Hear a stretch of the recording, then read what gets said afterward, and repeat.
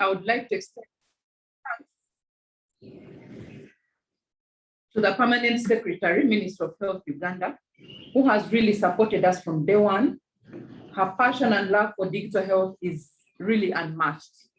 Madam PS, on behalf of the Uganda Health Informatics Association, I would like to appreciate your support whenever I reach out to you. Thank you for not saying no to us. Thank you for believing in us and for pushing the digital health agenda so hard. It is because of your passion for digital health that we keep moving and aiming for the highest. And with leaders like you, the health sector will soon turn around. I would love on a special note to thank our partners and sponsors who have extended all forms of support towards this conference. And name is United Nations Capital Development Fund, Living Goods, Intelsoft Consulting, Africa CDC, the Mentoring and Evaluation Technical Support Program, METS, of the School of Public Health. On behalf of the association and the local organizing committee, we thank you very much for the support you have provided in ensuring that this edition of Helena happens. To our speakers and presenters for the 3 days, thank you for responding to our calls when we reached out. The 3-day session will be filled with knowledge and a lot of lessons to learn from all the individual speakers and presenters. Looking through the program, I see a lot of lessons, I see a lot of exciting presentations. I'm confident that we will leave this conference with vast knowledge and more contacts to expound on our implementations across the globe.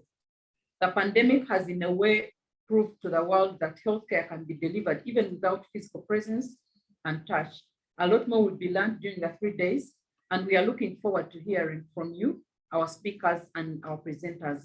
Last but not least, I want to thank the organizing committee, both internationally and the local organizing committee here in Uganda, which I call my power team, chaired by Mr. Mpango Jonathan.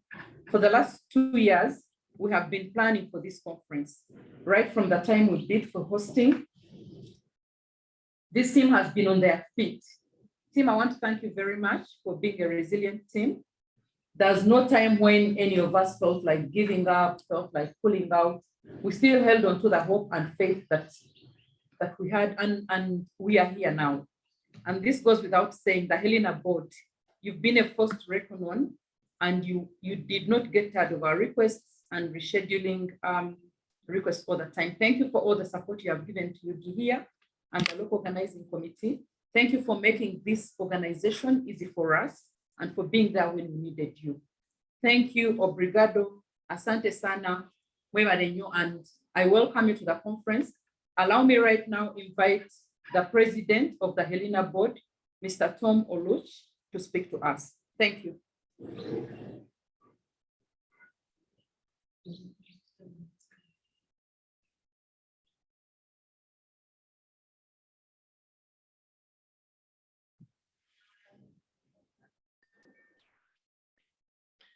Hello. Good morning, everyone. Sorry, I had to wait for the host to let me in.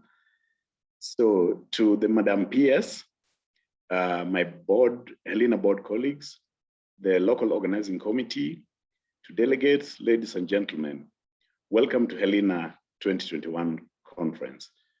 As has been mentioned, my name is Tom Oluch. I'm the current president of Helena. In my day-to-day job, I work for the CDC, US Centers for Disease Control and Prevention. I'm currently based in Rwanda, in Kigali. So just to say a little bit about Helena, Helena is the Pan-African Health Informatics Association that's also affiliated to the International Medical Informatics Association, EMEA, globally, and is the representation of the African region. And more specifically to the conference, the Helena conference is a scientific conference that aims at promoting evidence-based health informatics in Africa. We welcome participation from all countries in Africa, and often we get participation from beyond the borders. As you will see during the week, that there's a lot of presenters from the continent, but also from outside the continent, mainly from the US, from Asia, parts of Asia, and also parts of the Caribbean who are participating in this conference. And that's because of the common interest that we have in promoting evidence-based health informatics. We also use this conference as an opportunity to promote best practice and also just to learn from each other what is working and what is not working. And I can promise you that over the next couple of days, you're going to be hearing from different countries, from very diverse implementations of systems, from technologies and policies and other approaches that have worked, some that have experienced challenges. And that's the whole purpose of this conference, to bring guys together to just share experiences and learn from each other. So come with a very open mind, ready to learn, and also ready to share with other colleagues. So the last conference, Helena conference, was held in Gaborone in Botswana in 2019. And this was an in-person meeting. And again, as Madam President of the Uganda Health Informatics Association has said, we are living in very unprecedented times. I mean, with the global health pandemics, I mean, especially dealing with COVID-19 right now, with all the limitations that it presents. But at the same time, I think the COVID-19 has also showed us a lot of opportunities, especially in digital health solutions, in promoting data sharing, both for disease detection, disease prevention, and also for public health response to disease outbreaks like the COVID-19 outbreak that we're currently dealing with. So, and this is a very great opportunity for us to just see how best we can leverage technology and be sure that the world is a healthier and safer place, and that we can actually use the best that we have in health information systems to ensure that clinical care, disease surveillance, program monitoring, and other health programs are properly supported using data that's available to users, end users on time. And so one of the big areas of focus at the moment is about data sharing, data security, and as we move more towards individual patient level data. And while talking on that, Helena works very closely with Africa CDC. And over the last 2 years, we worked on developing a couple of very important documents. One of them was on capacity building guidelines, which had 3 components. It had a component for training epidemiologists. The second component was on training lab scientists. And the third component was on training health informaticians. And it was a broad-based document which not only talked about capacity building for health informatics, but also talked about career progression and career paths that are created for health informaticians, including formally working with governments to create positions that are health informatics specific.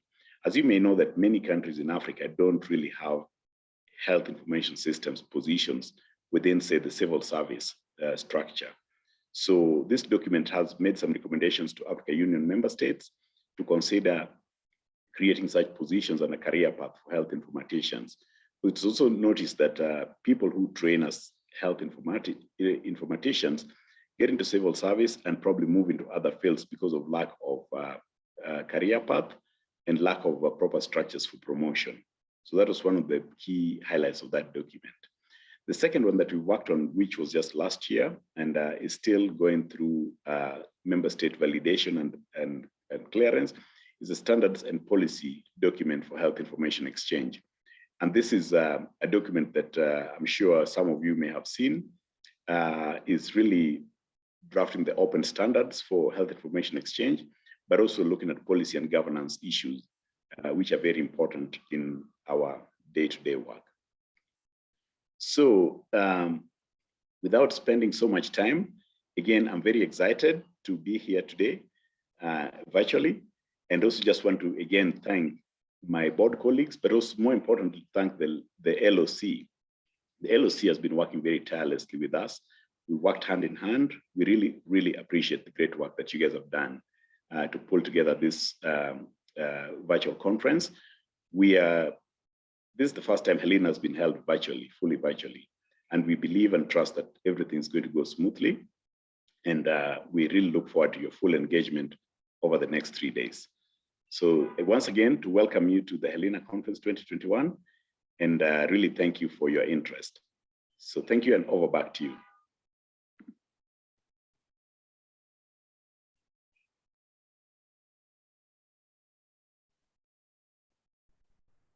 Thank you, Tom. Our permanent secretary has not yet joined us, but as soon as she joins, we will welcome her to give her opening remarks. In the meantime, I'll hand over back to the MC as we continue with the program of the day. Over to you, MC. Yeah, thank you so much, Madam President. Once again, I welcome you all to this conference, the very first Helena virtual conference.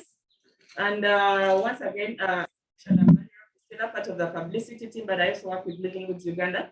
So in the meantime, we shall have a brief exhibition break as we wait for the next speaker to take the floor. Yes. Thank you.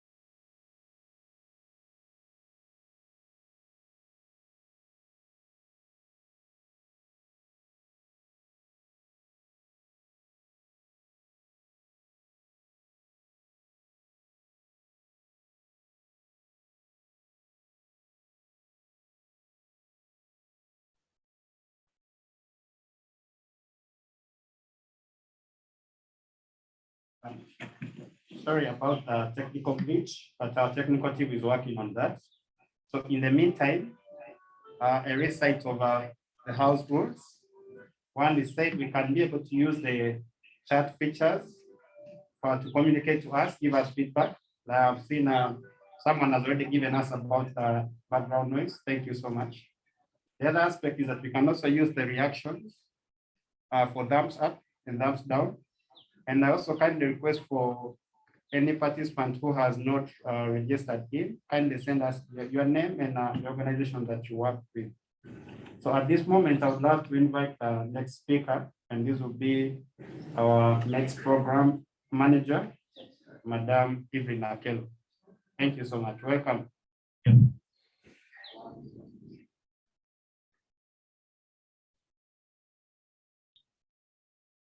Oh, okay. I was trying to unmute and thank you very much. I will enable my video as well. Okay. So, good morning, ladies and gentlemen, protocol observed. And I am very happy to see faces that I last saw in Botswana and hear voices I hope that I last heard in Botswana. It's a great pleasure to see you all today.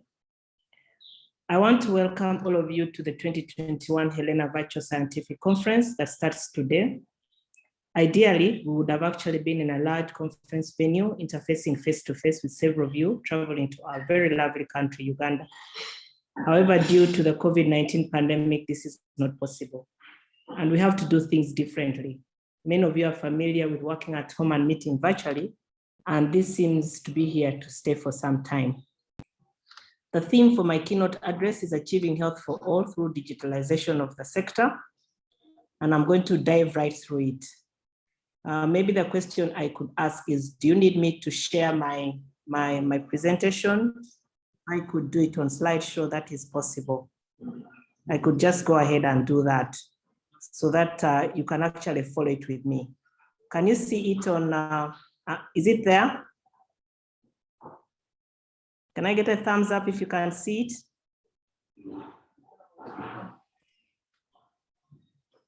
Command center? Yes, we can. Yes, we can see it. All right, lovely. So a quick introduction. I am the program manager for Makerere University School of Public Health, a monitoring and evaluation technical support program.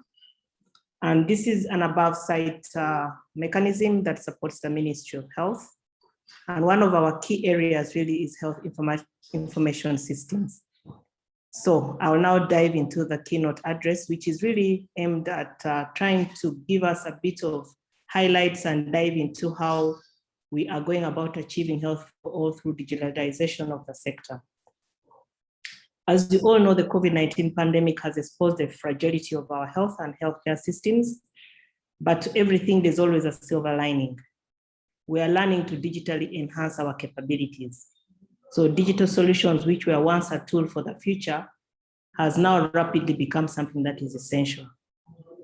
And to light is the importance of digital health and its potential to save lives and support better, stronger, and more equal health and social care systems. Now, this is a very broad statement that I've made. So I'm going to try and break it down to really basics. And I'm going to focus on three very, very critical areas. The first area is how digital solutions enable better health outcomes. What the program that I lead as program manager is doing, and then what we can do to digitalize the health sector through collaborations. So let me begin by the first one, improving health outcomes.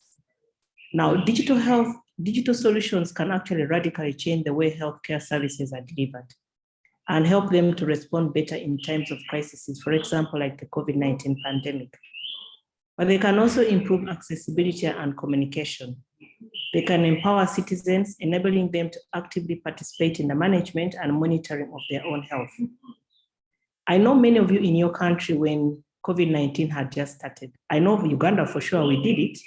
We actually had an app where you would go and put in the symptoms. And you know, when COVID had just come, everybody was very scared and everybody wanted to know, even a cough, even a sneeze, even just a drop of flu, everybody would think they had COVID. So there was this app that was very nice. You'd actually put in the symptoms that you're feeling, and it would tell you whether you should walk into an emergency room or whether that was just a common cold and you just needed to treat it at home and watch over it and see what happens.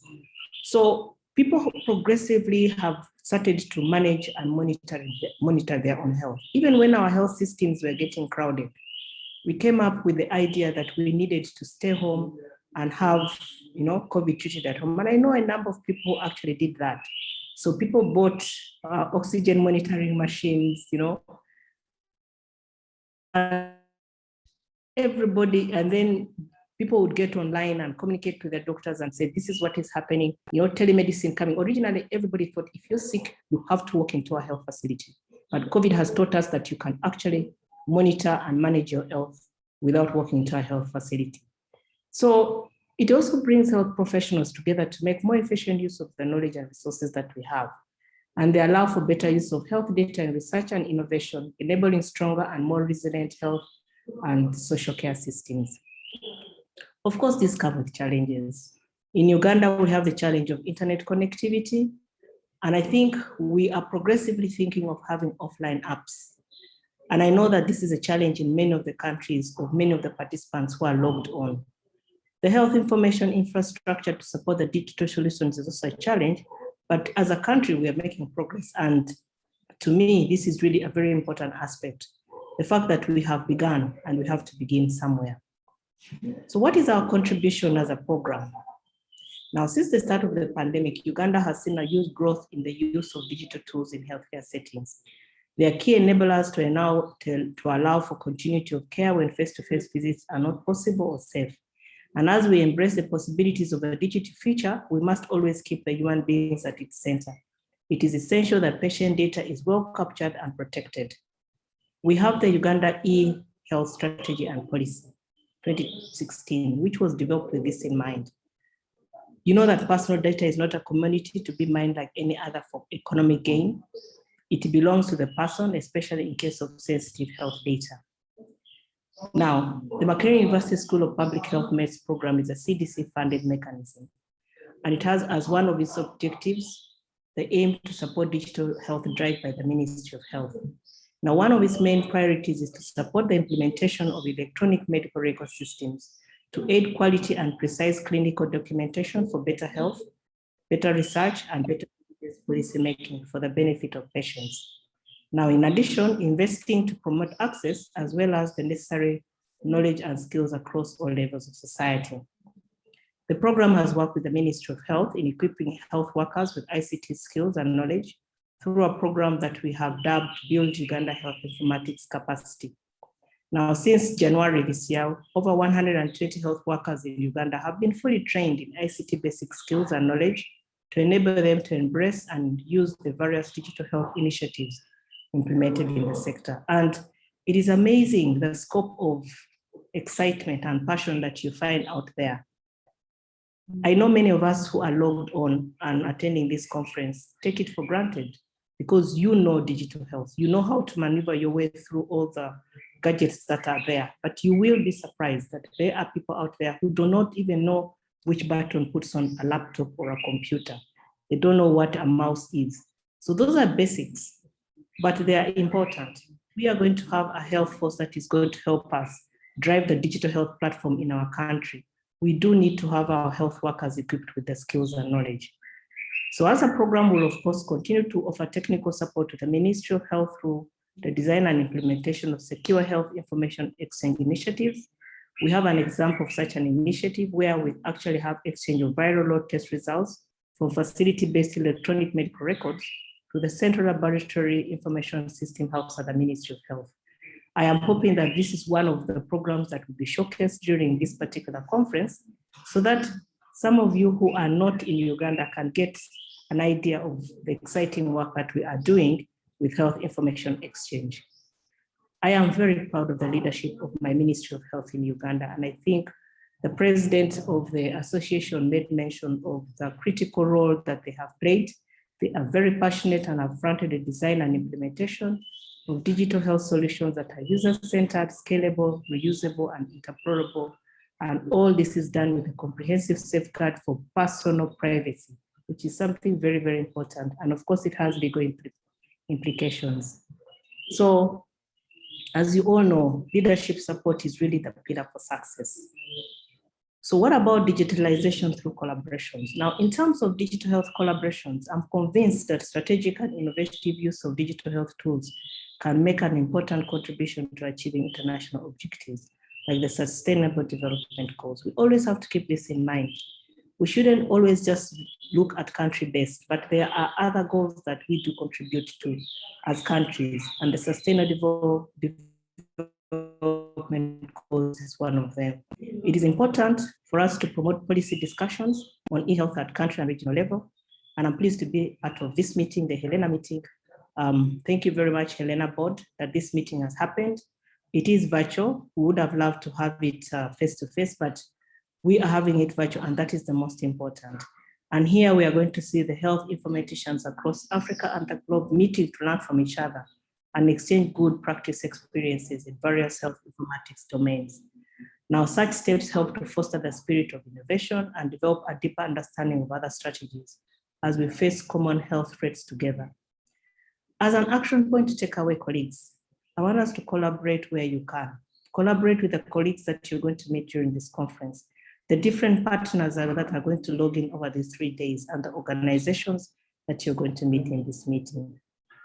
In conclusion, I want to really circle back to the point that COVID-19 has forced us to rethink the way we live and deliver key health services. There is an article that I read in the Financial Times by an Indian author, Adhati Roy. I hope I pronounced that right. And she was describing the pandemic as a portal, a getaway between one world and the next. Historically, she said, pandemics force humans to break with the past and imagine their world anew. And believe you, this is what we are doing. The pandemic has accelerated the use of digital tools in health and made telemedicine even more effective and accessible. We are thinking about it. We are telling ourselves, how can we do this better using digital platforms? I am sure you're going to have very fruitful discussions throughout this conference, and I truly look forward to listening to the presentations and discussions over the next 3 days. And I must say, I want to say a special thank you to the Uganda Health Informatics Association with the president. You know, it started as a conversation in Botswana, and I didn't think we'd pull it off. So Carol and your team, I am really proud of you. Thank you very much for the great work that you have done. The Helena Board, thank you for the support that you gave the team, and the local organizing committee. I am very grateful that I am seeing all of us today in this virtual conference, which is taking place, and I know that we are going to have a great virtual conference for God and my country. Thank you. Thank you, Madam Pierre, for the wonderful speech, and also for the take-home message that we need to collaborate, we need to utilize digital health, we need to embrace the aspect of data security, data sharing, interoperability of systems, and also to make sure that our healthcare reaches to the last mile, leaving no one behind. At this juncture, we'll take a short break, and then after that, we'll get the next speaker. Thank you.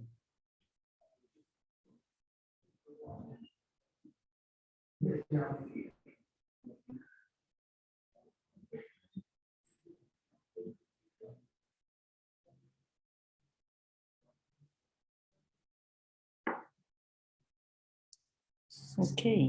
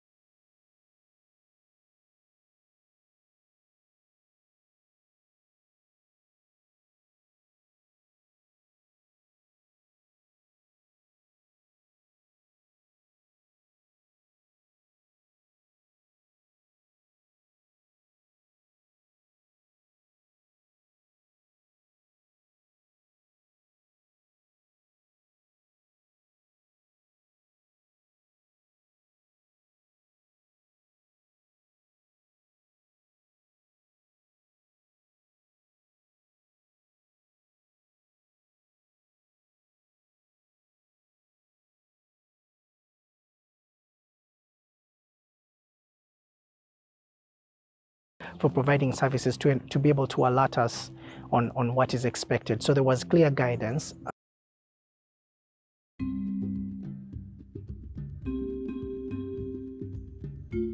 Living Goods is set up to make sure that affordable healthcare reaches the vulnerable within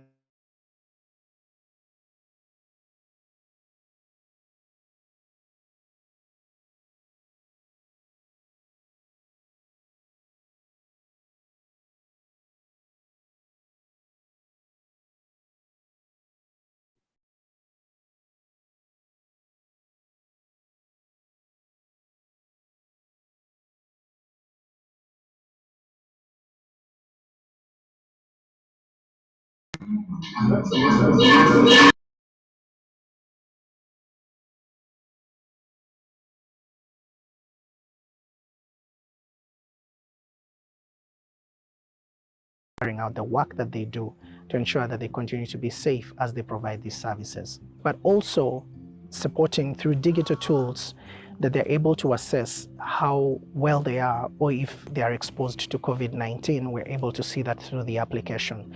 So there were modifications and upgrades to the application on the phone for providing services to be able to alert us on what is expected. So there was clear guidance under what circumstances they should continue providing services to communities safely. And for the community, because of the constraints that resulted from the COVID-19 and the lockdown subsequently, the Living Goods has been providing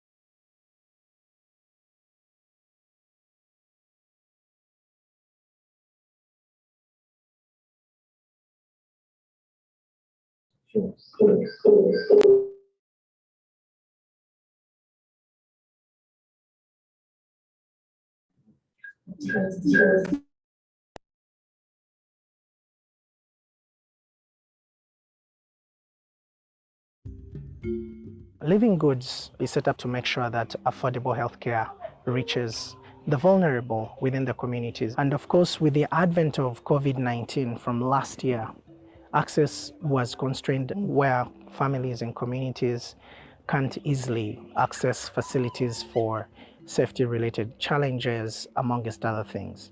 The need for services by the VHTs, the community health workers, became much more even required.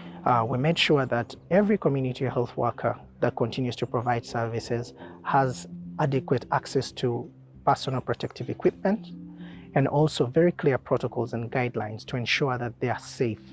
These guidelines clearly stipulate what is required for social distancing, how they should be carrying out the work that they do to ensure that they continue to be safe as they provide these services, but also supporting through digital tools that they're able to assess how well they are, or if they are exposed to COVID-19, we're able social distancing, how they should be carrying out the work that they do to ensure that they continue to be safe as they provide these services, but also supporting through digital tools that they're able to assess how well they are, or if they are exposed to COVID-19, we're able to see that through the application. So there were modifications and upgrades to the application on the phone for providing services to be able to alert us on what is expected. So there was clear guidance under what circumstances they should continue providing services to communities safely. And for the community, because of the constraints that resulted from the COVID-19 and the lockdown subsequently, the Living Goods has been providing free medicines to communities. And this has significantly improved the access to affordable healthcare at the community level. We've also been able to continue the provision of family planning through the community health workers, the VHTs, who continue to visit mothers, ensuring that they have access to the much needed services for family planning as well.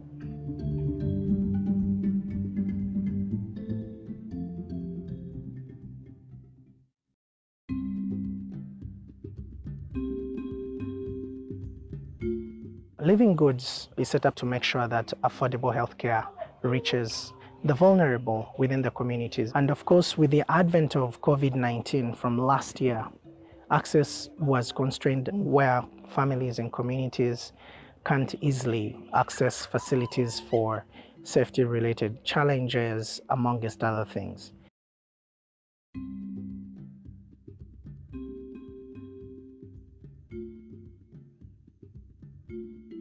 Community health workers, or the VHTs that we call them, have played a big role in in accessing information to these households, to the communities, to individuals. Certain packages that they also deliver to certain target groups in the communities, especially when we come to reproductive health, issues of family planning. So they have been trained on basic packages. They are using a phone and an app, and especially we're grateful to our partner Living Goods. They train them on using a phone, it's an app that helps to drive to some kind of diagnosis and the conclusion on the medicine to give a child or those children under 5, especially in the areas of management of diarrheal disease, management of pneumonia, and the management of the malaria. Although there are some cases which are beyond their scope of handling, those ones are also referred now to the facilities. But through Living Goods and the community component, they're also contributing a lot to our enriching our data. It is summed up and it is submitted to the facilities within their catchment areas. And this data also reaches through the DHIS to the districts. It informs our planning at the districts. It has contributed towards improving those indicators, especially the dropout rates of immunization, increasing the fast acceptance of family planning, which was a bit low, and also improving on the early seeking behavior for these children, because within 24 hours for us, we encourage that if someone develops signs and symptoms like of malaria, a caregiver, a mother should take this child for treatment. But now this is a mother who is very close to the VHT. So it also improves on the cure rates that these children can be managed as early as possible, so that when it comes to like the incidences of malaria also reduce, incidences of diarrheal disease reduce, and also other elements that they are managing at that level.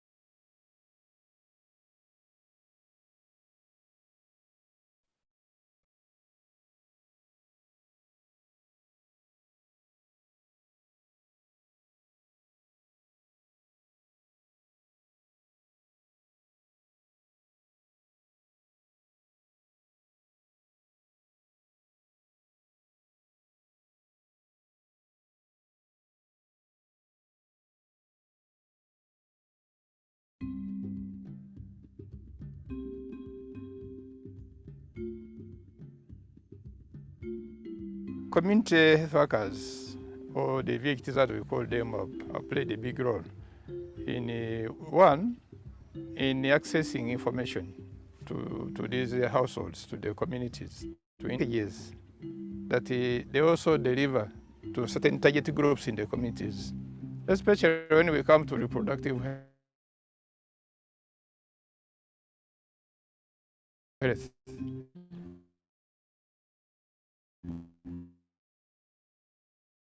To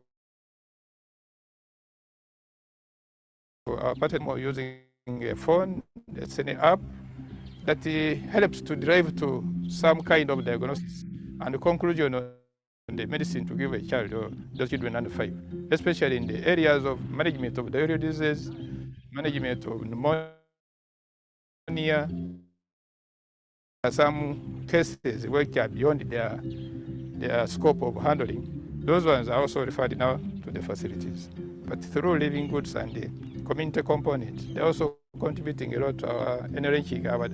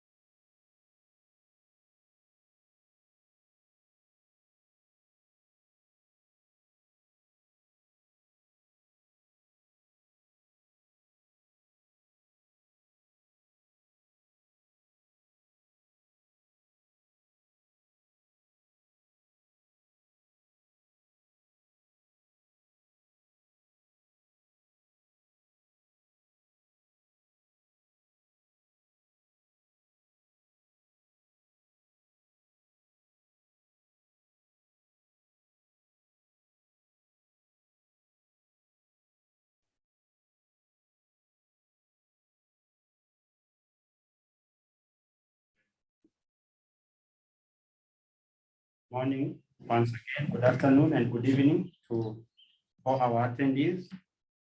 Would love again to inform you on one of the house rules as we await for the next house speaker. We're supposed to be having the next item should be a keynote address, and then after that we shall have the official opening of the conference.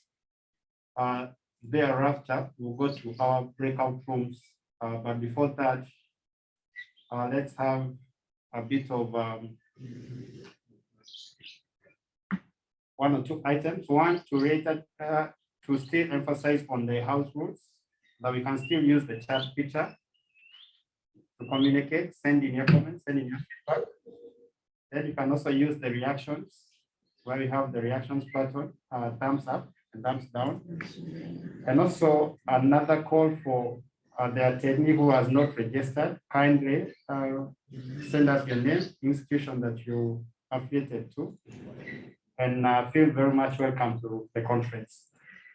The other aspect is that from the previous speakers, we heard from, we've already had a speech from the Helena president, that is Dr. Tom Olot, who emphasized on the issue or the aspects of data sharing and say the importance of data sharing so that we can be able to create or come up with inclusive health systems.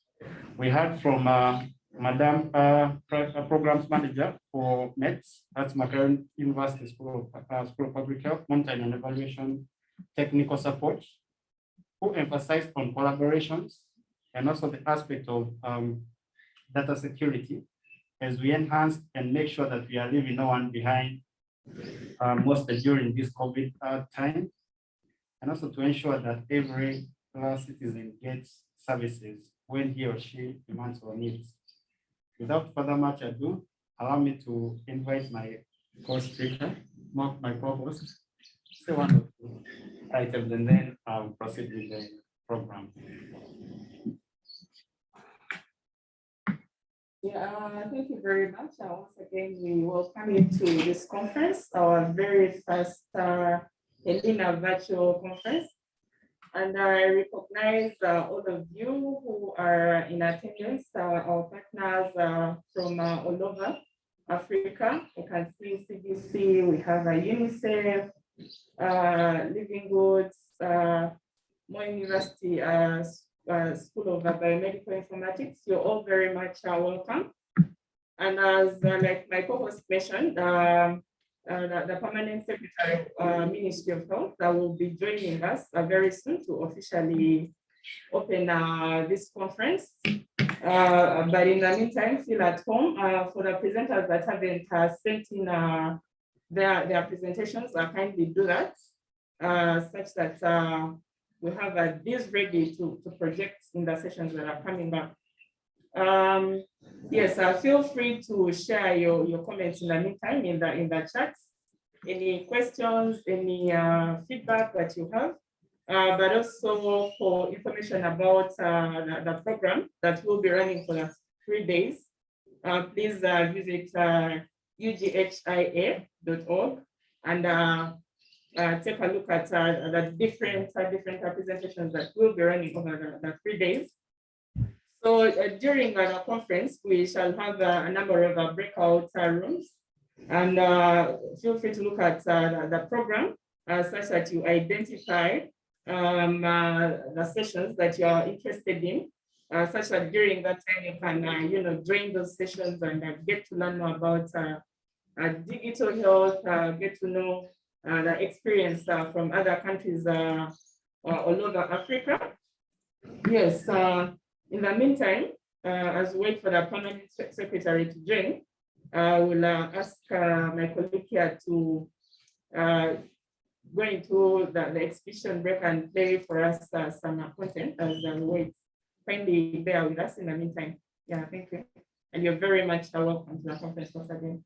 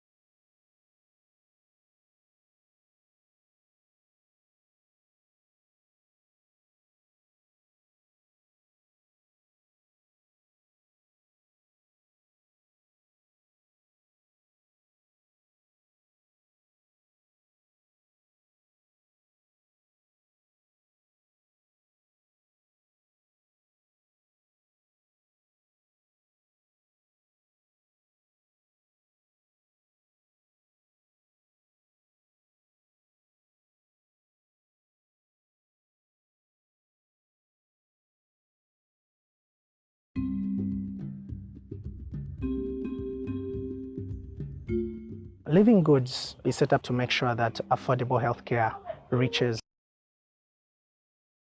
And of course, with the advent of COVID-19 from last year, access was constrained.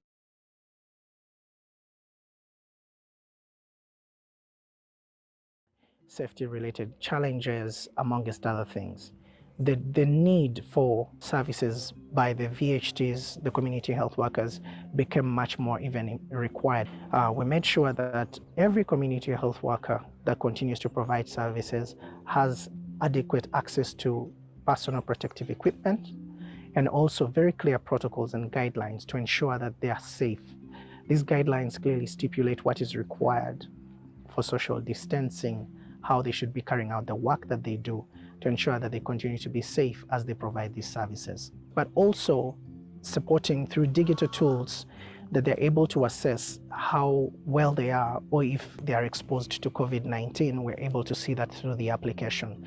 So there were modifications and upgrades to the application on the phone for providing services to be able to alert us on what is expected. So there was clear guidance under what circumstances they should continue providing services to communities safely. And for the community, because of the constraints that resulted from the COVID-19 and the lockdown subsequently, the Living Goods has been providing free medicines to communities. And this has significantly improved the access to affordable healthcare at the community level.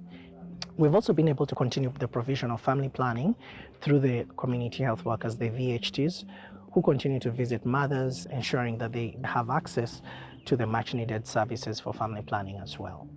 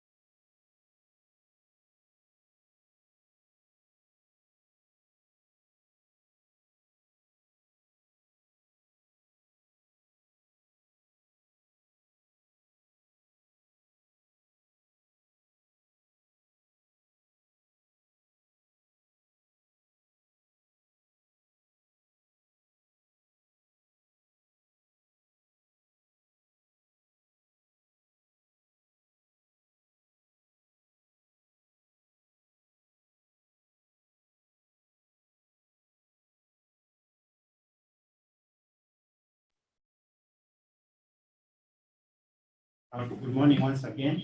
Good afternoon and good evening. In the meantime, as we wait for the next speaker, there's a link that has already been shared by my co-host, Priscilla.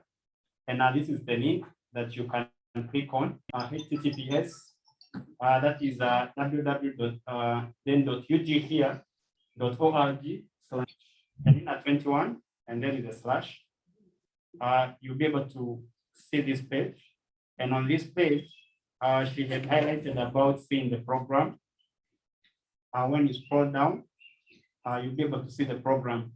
But a little bit of emphasis on our theme for this year is that the conference theme is leveraging digital health interventions to enhance prevention, response, and control of public health emergencies in low and middle-income countries. And like she earlier mentioned, that the main theme was inspired by the COVID-19 pandemic, and we all have heard its devastating effects and how it has affected mostly the healthcare industry and also other different industries.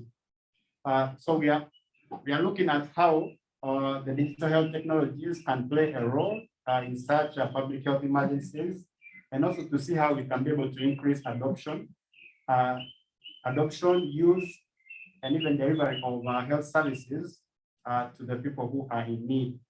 And this has led to spike in different innovations. We've had now telemedicine that has become a household name, which previously was, and I had very few people who are aware of it. We've had of innovations in M-Health, that is using mobile health, to try and reach out to deliver services to healthcare, because we know health is a basic need also to everyone else. So when you look at some of the program lineup that we have, a guest of speakers, we had from the programs manager, Max, that's Madam Evelyn Akelo. We still have on the lineup Dr. Justin Maenda, who is the interim head of division for surveillance and disease intelligence in African CDC. Thereon, we shall hear from Living Goods that will be presented by Ms. Muhini, who is a global digital health partnership at LG. So, straight up, we're looking at the program lineup for today. We have the welcome remarks, logistics.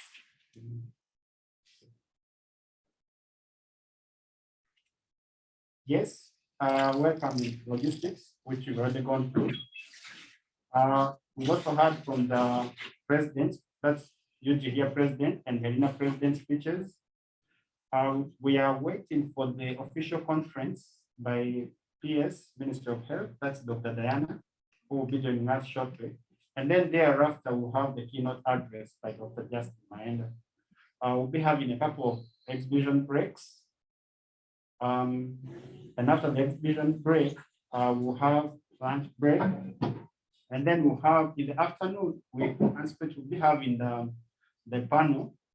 And one of the reasons that's why we have some of the panel, most of the activities happening in the afternoon was to cater for the different time zones for our presenters, and also to ensure that all aspects, the entire world is represented, and we are able to have the aspect of collaboration, partnership, sharing, and also knowledge sharing from different presenters and different speakers who have something that we can always learn in. And also to re-echo the words of Madam Evelyn about collaboration, ensure that you get over 1 or 2 emails. You can always extend, there's a third option that you can always be using for collaborations. And that was one of the aspects of us having the emails and also the names. Thereafter, then we'll go in the afternoon, we'll go to the breakout rooms. We've arranged very nice sessions, whereby we have workshop 1 that will be during breakout room A. I will be looking at the pursuit of lightness, where we'll be introducing a new light, that's Health Information Systems Project Management Toolkit. And this will be for 1 hour, that will be facilitated by Elizabeth. Then in breakout room B, we'll have also another interesting workshop that will be looking at why and how to guide health information system improvement. That will be more of a hands-on training in health system stages. Closely followed by that, in breakout room C, we'll be having technology transfer, which will also be an interesting one that I implore you to join in. That will be led by Joe and Maurice. Closely followed by that, we'll have breakout room A again, which will be digital health capability models, navigation, practical tool. And all this is to highlight that you are free to join in any of the breakout rooms.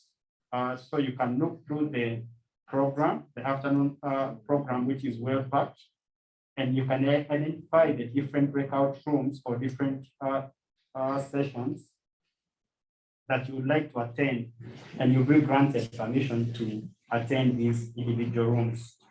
Kindly feel free also to use the features that we mentioned earlier on, the chat features, the feedback mechanism, and also ensure that at least you type in your name or email address and the organization or institutions that you have created. Once again, I welcome you to 2021 and wish you a very interactive and insightful conference.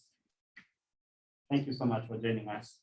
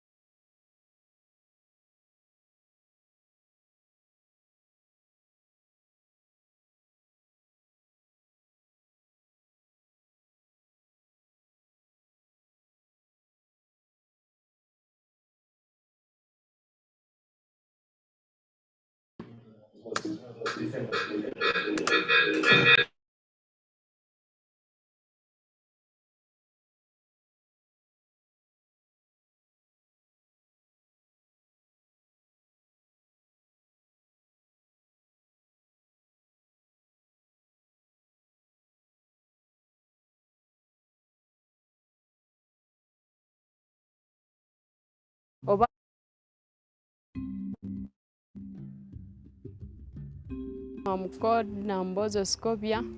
I work on Buluzwala Parish, Javazala Village. I cover 127 households.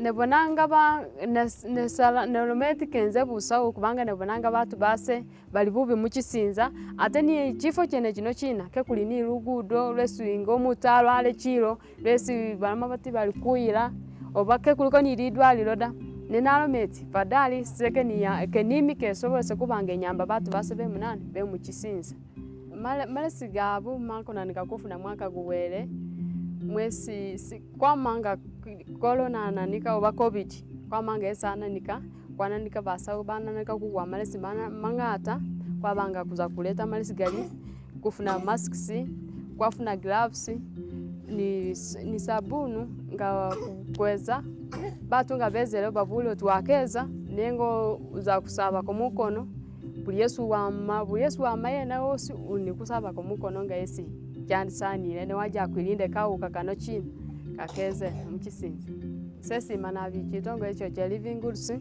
kubanga kwa manga nena nikakutamba kwingira mukisinza kiri bana base imbasobola kubalinda bulayi male sigene gesindeta imbawa kati anika kuchispendinga singi zinga linabi kugula manani male si ni kuna chindi bude bunochi nango mwana osalwale kubude bunochi semwene ndi ni basawo base bayipikisa ku testinga.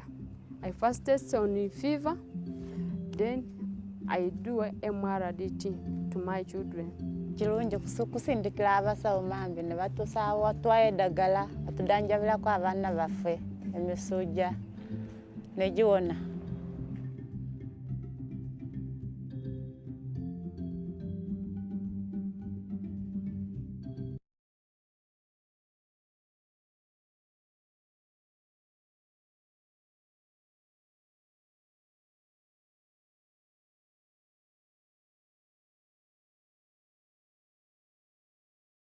I want to invite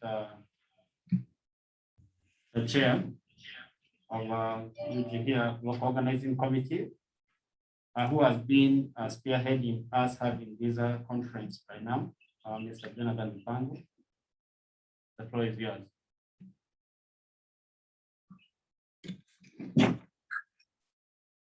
Good morning,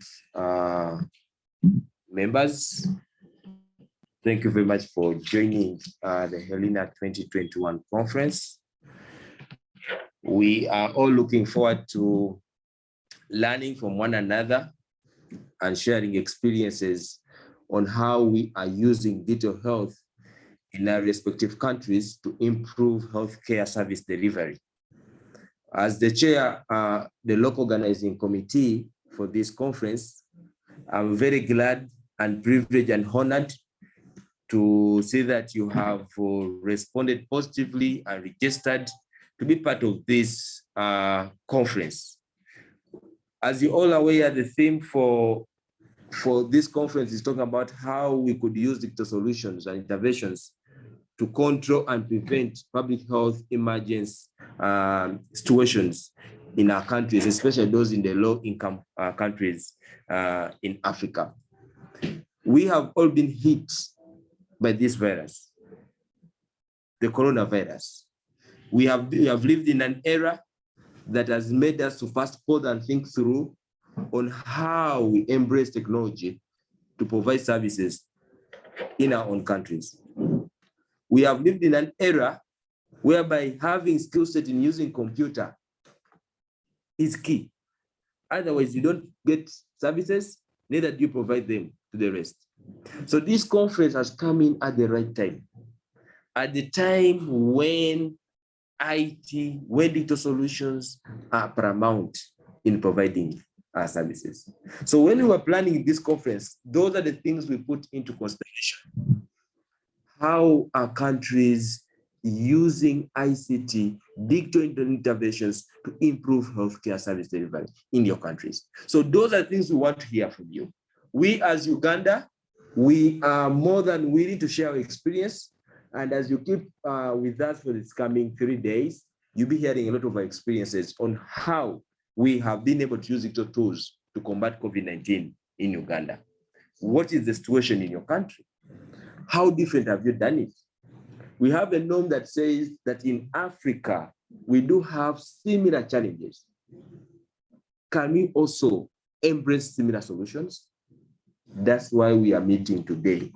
That's why we are here for the Helena 2021 conference, to learn, to share, and also to network. As you'll be hearing different speakers that will be coming on board, ladies and gentlemen, please feel free to ask. Feel free to share. We have features that have been opened on our Zoom accounts where you can chat, where you can share files, where you could even have questionnaires that will be available for you to fill in, to share your expectations, to share your feelings, to share what you've liked, what you've not liked in the conference. So we do believe, as Uganda Health Information Association, we believe in transparency, and we hence also believe that we shall conduct this conference in a way that creates equal shares, equal understanding, equal sharing of knowledge, so that we all end by saying, yes, yes, we did it. Yes, I was able to attend the 2021 Helena conference. So you are worth to welcome. This is ours. This is our opportunity to share and learn. Let us all embrace it so that we can see how we all make a contribution in our countries. So we do have a lot of sessions that have been planned for you.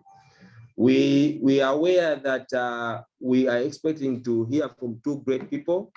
One from the Ministry of Health Uganda, the top role lead when it comes to information systems in Uganda and the entire operations of Ministry of Health in Uganda. That is the permanent secretary. And also we are yearning to hear for a keynote address from our representative from Africa, CDC. Those will be great talks that we are looking forward. We know those colleagues of ours are trying to get in touch so that they can make their sessions. So we ask you to be patient with us as we're also waiting on them to come on board. But thereafter, in the afternoon session, I know you all have access to the agenda. And I know if I can also quickly take you through what we have lined up for you so that you can schedule to attend.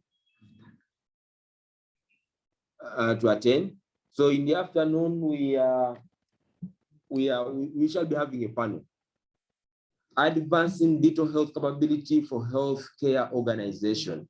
How to navigate the capability model-based tools.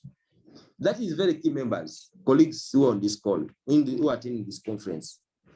How do you advance digital health capability in your own organization? What is your maturity level? We look forward to hear and learn from how these people are doing it. And then we shall have our first breakout room coming on board at 2:15 East African time, where in room A, we shall have a pursuit of lightness, introducing a new light health information system project management tool, where it will be a kind of workshop type of talk or presentation. So please keep on watch on that if you really want to understand how health information system project management tools are being put in use. This is a session that you do not want to miss. And then in the breakout room B, which is the second breakout room, we shall be discussing why and how to continuously guide health information system improvements. I mentioned this when I was starting that with COVID, it has opened up a new chapter. The way we were doing things back then is not the way we are doing it now. It means that when it comes to information systems, there has been a journey we have moved. it means we are improving at one level at a time. So look out for this session. How can you guide health information system improvements? It will be kind of like hands-on training on health information stage for continuous improvement. So we welcome you to also attend that session so that you can learn and share your own experiences. And then the third room, on that same time slot, we shall be talking about technology transfer pre-conference workshop. Technology transfer pre-conference workshop. Do you want to share? Do you want to transfer knowledge, technology knowledge? This is a session that you do not want to miss out. And then when it comes to 3:15 p.m. East African time, again, we shall have a set of 3 sessions coming on for us to enjoy in this conference. In breakout room A, we shall have the digital health mobility model navigation, a tool that will guide us on selecting of digital health models. Please, we invite you to attend that one. In room B, we have a very good topic that will be under discussion, going further and faster together, applying mindset, skill set, and tool set for collaborative problem solving in a complex public health informatics project. I want to believe that all of us who are joining in on this conference, we do have various public health projects that we are working on. So how can we move together? I mentioned that we want to move together, we want to reuse innovations, and we do not want to believe into reinventing the wheel. So this session is going to help us as a community of health informaticians, not only in Africa, but the entire globe. How can we move together? And if we move together, it means we shall grow faster together. So that is the session that you do not want to miss out. And then in room 3, there will be a workshop there, which will be looking at development and lessons learned from applications of novel digital system assessment tool. I know as a health informatician, based on my background, we have a belief that you cannot do any system implementation unless you get to understand the situation analysis. So what tools are countries using in assessing their digital health levels? This is a session we want to attend and learn so that you can also say, we attended the 2021 ELENA conference. And then we shall have our last set of workshop presentations coming in at 4:15. In room A, we shall have street smart problem solving, a geospatial data science workshop to apply street network computation techniques to disease outbreak problems using Jupyter notebooks. Data science. We all believe this is the new thing. This is the new baby on block. So come and learn from that session. And then in room B, we shall have cost evaluation. We know that countries have invested a lot in health information systems. But what has been the cost? How can you evaluate the cost implementation of health information systems? So this is a session. If you're out there, you're working in a project in your country, and you are somehow supporting health information system implementation, costing and budgeting, you have to see how you come in. So there's a package for you to take on. So ladies and gentlemen, this is what we have in store for you. Feel free to join any breakout room so that you can learn. I thank you.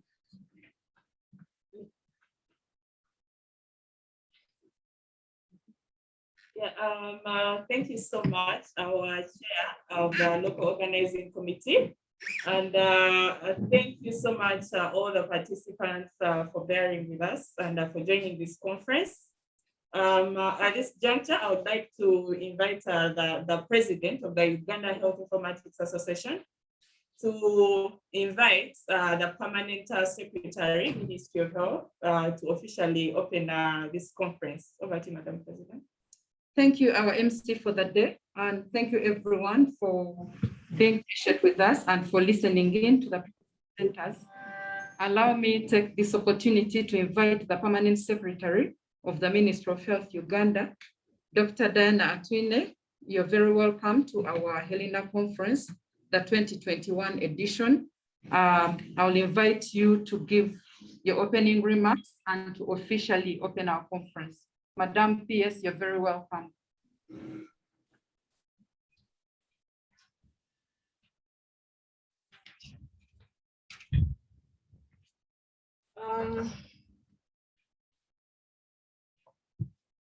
Good morning, everyone.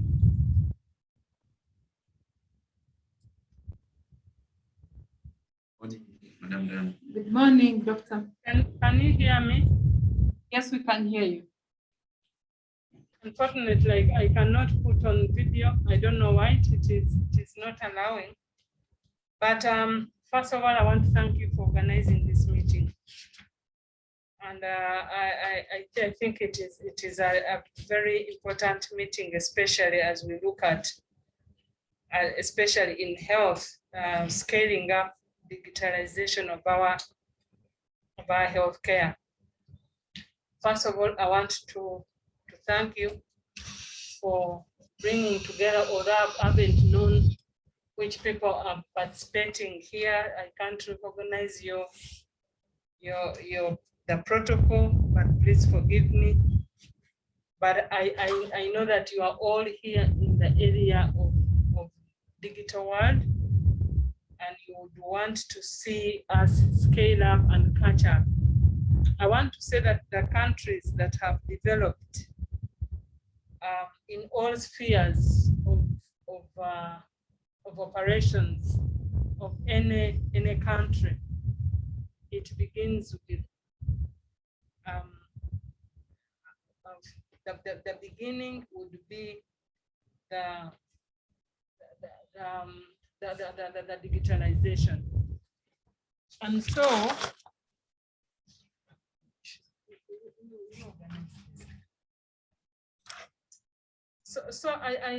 for me, I know that from the word go, once we agree that this is the way to go, there is a very, very hard work that is cut before us. Number one, I wanted us really to look at local solutions versus international solutions. We must look at inward and look at our capacity as a country and think through 24/7. Those of you who have the skill, you have the challenge that in your time, at this time, that will need solutions that will help us to perform better, but those solutions must be owned in country. We have had challenges of solutions that are developed from outside Uganda, and whenever we are going to have either upgrade or change, we have to call people. You find someone is in a different zone, then you have to work at night to get someone in another country to work on this. So I think the liberation and digitalization scale up will be more meaningful if we have local solutions. And therefore, it is a challenge that I am throwing back to all of us, that we must work on it. Secondly, we must ensure that we have a real functional e-government framework, where, of course, we want to welcome NITAU, we want to welcome the Minister of ICT that has been working with us, but we want whatever solution that we are going to come up with as per our strategy and as per policy. These solutions should be scalable. We should be able to scale them up. We should be able to talk about integration system integration so that they are able to speak to one another, and then that way we'll be able to cut out the duplication, to cut out silos. So e-governance can only be realized if whatever solution that we are coming up with, it should be able to support us to integrate. Number 3, we need to see that we scale up, especially now when we saw COVID coming. It posed huge challenges, and I cannot overemphasize this. I do believe that you've been talking about this. Right now, digital solutions are the answer to all this, because we are not able to meet, and I'm glad that even we are having this kind of interaction when we do not have anything like physical meeting. Now that we are going to enhance more surveillance systems, putting them on, and then we have cross-border movement, Uganda as a landlocked country, we know that it is a transit for so many people crisscrossing. The only thing that is going to help us moving forward to deal with the epidemics in this country is digitalization. The other thing is e-learning. I think if we had solutions in our hospitals, in our universities, in our schools, we would not have closed the schools. The education would have continued even if the children are at home. But this can only work when everyone can access this solution, because as you know, in the villages, it could not be implemented. But e-learning will solve so many problems that require, we can teach so many people, because they are not limited to space in class. And therefore, we'll be able to train wherever, and you can get even experts from abroad, and they participate in our training, and we benefit. The other thing is telemedicine. As you all know, that we still have a challenge of human resource in our hospitals, the specialists. We need to leverage on telemedicine services to get expert opinion of the specialist where we do not have, but also in hard to reach. So in summary, I know that if we leverage on digital health innovations, we shall be meaningfully able to prevent diseases, we shall be able to respond, we shall be able to scale up, we shall be able to improve quality, we shall be able to get in real-time information, and we shall be able to make quick decisions as government. We shall be able to account, because you see, when you have systems, you have the trace, that traceability, that accountability. Now it's very easy for me when I pay on the IFMS, because of that digitalization. I'm able to track all the payments of each person that you know, even way back like 3 years. So the digitalization will also help us to improve on accountability, budgeting, resource allocation, effective planning, and also implementation. Lastly, we cannot do this without really scaling up on infrastructure. You all know, even in health, we have been trying to scale up in our hospitals to make sure that we implement that digital solutions when we are rolling out. But one of the challenges that has remained is funding for infrastructure. The infrastructure support is critical for digitalization. We cannot overemphasize that. Internet accessibility and affordability remain a challenge. So as we talk about this, in order to enhance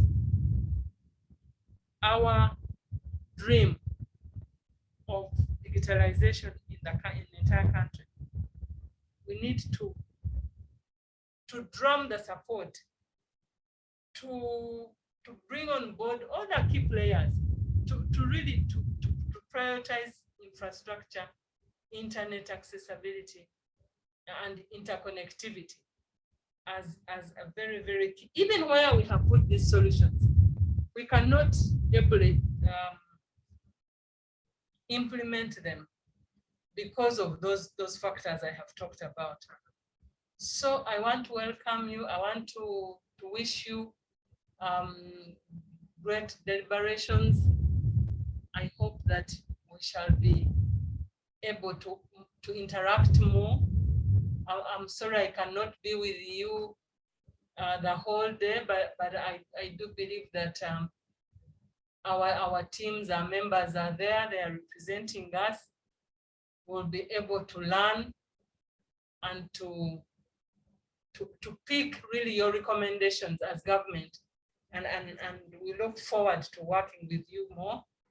Thank you very, very much. And thank you, the organizers.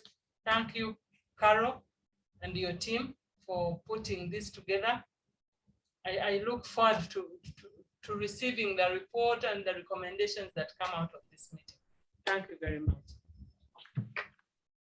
Thank you very much, Madam PS. We really appreciate your presence and your support for the association and for this conference. And you have touched on areas of emphasis, areas of interoperability, localized solutions, infrastructure, and e-learning. Madam PS, with us here, members across the globe. We have members from CDC Africa, members from the Helena board. We have members from the School of Public Health. We have other speakers and presenters from various ministries of health across the globe.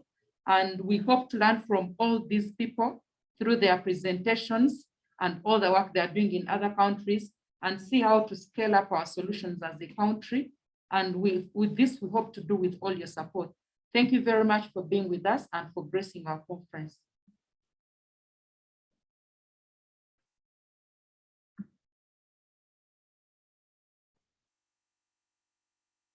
Over to you, our MCs of the day. Well, thank you so much, Madam President, and it's indeed an honor to have had the Permanent Secretary, Ministry of Health, officially open this conference. It's really, really exciting. And also just something here I've picked up, the need to enhance our enabling environment for digital tools. The Permanent Secretary really talked about the infrastructure, internet, and the various other technical infrastructure that we need to put in place in order to digitize the healthcare system. So members, once again, we are really, really glad to have you for this conference that will be running until Wednesday. And we shall have various sessions that we all hope to learn from and leverage on such that we can go back and implement the various lessons in our countries. Yes, so just to check our program. Right now we should be heading into a lunch break. Then we shall resume at 1:30, where we shall have a panel session on advancing a digital health capacity of healthcare organizations and how to navigate the maze of capability model-based tools. So that is the panel discussion that we shall have right after our lunch break. And once again, you're very much welcome. So we shall take our lunch break right now. And in the meantime, feel free to look at the program and identify other sessions that are of interest to you. Because like we highlighted, we shall have a various breakout rooms, and you will have an opportunity to choose one that best speaks to your interests. Yes, with that, I will stop here and let us go into the lunch break. So kindly return at 1:30 to go into the panel discussion. Yeah, thank you so much. Questions, feel free to drop them in the chat. Any questions, any comments, we shall be online and we'll be able to respond. Yes, thank you so much. And thank you so much, Madam Permanent Secretary. It's indeed an honor.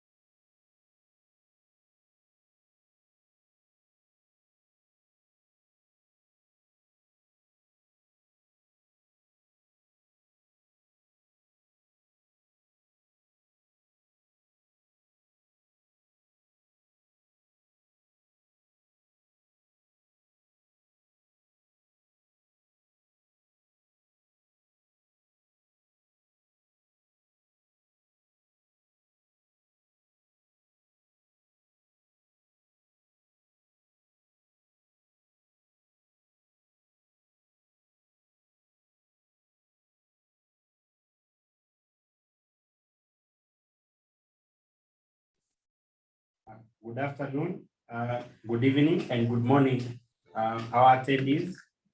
Once again, we invite you to Helena 21 conference. We are live from Kampala, and our theme for this year 2021 is leveraging on digital health to address the pandemic, the current pandemic of COVID-19. So welcome. We'll be beginning shortly in the next 3 minutes, exactly at 1:30 p.m. East African time. We shall be on. So hang in there. And for those who have not sent in their names or the organization, feel free to use the chat option. You write your name, the organization you are affiliated to, and probably an email address for those who would like to reach out to you and also for collaboration. Once again, thank you so much for joining us for this conference.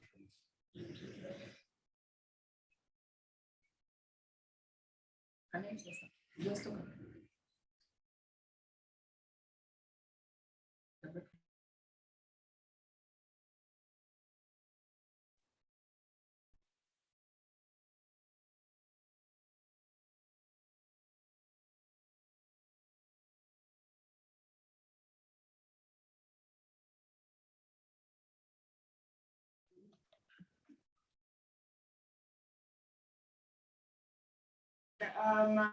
so much for joining the conference. Just a reminder to the presenters for today, in case you haven't sent in your decks, kindly do that. Please send through your presentations such that we can be able to project this for you. The email address on which you should be sending this is helena21@uk.org. I will paste this in the chat for you to see and send through the presentations. So like my co-host has mentioned, we shall be starting at exactly 1:30. That is the East African time. That is in the next 1 minute. So get ready for the panel discussion that will be beginning just at exactly 1:30. Thank you.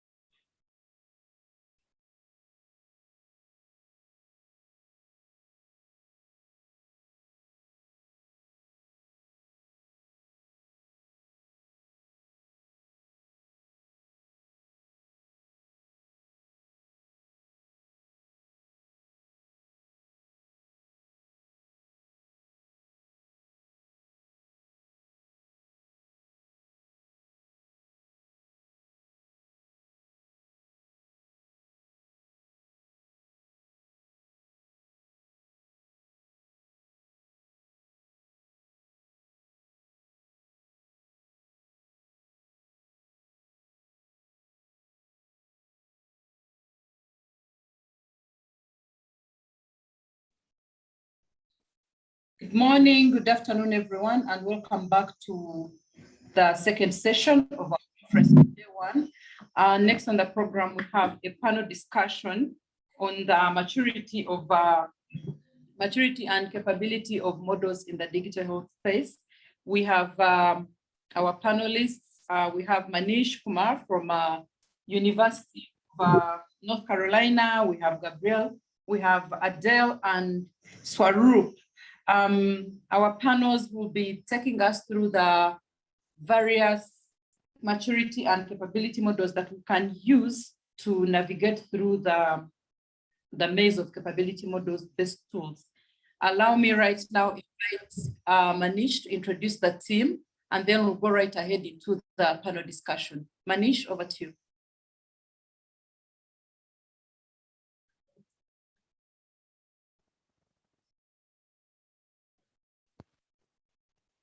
Thank you. Thank you, Carol. Can you hear me? Yes, we can hear you. Great, thank you. Well, welcome everyone. So we have a group of panelists, Adele Wagman from USAID, Gabrielle Catan from the World Bank, and Swaroop Jayaprakash from IBM, part of the PSM supply chain project. And we'll be walking through some of the work that we have been doing on different maturity model related work, but also how multiple tools have led to problems of overlap or similarity. So we are going to focus on that part as well. And first we will have Adele, who will share about the work that she's leading, and then we'll have Gabrielle Catan, and then Jyoti Sarup before I will present on some of the work that we've been doing. So Adele, over to you.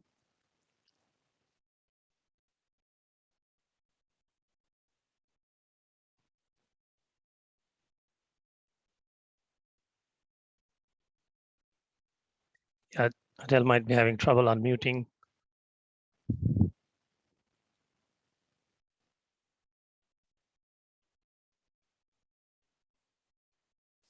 Okay, looks like I am off mute.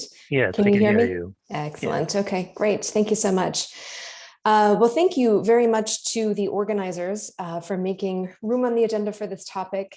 And to Manish and the fellow panelists, I'm really glad to have the opportunity to talk about this today and look forward to the discussion.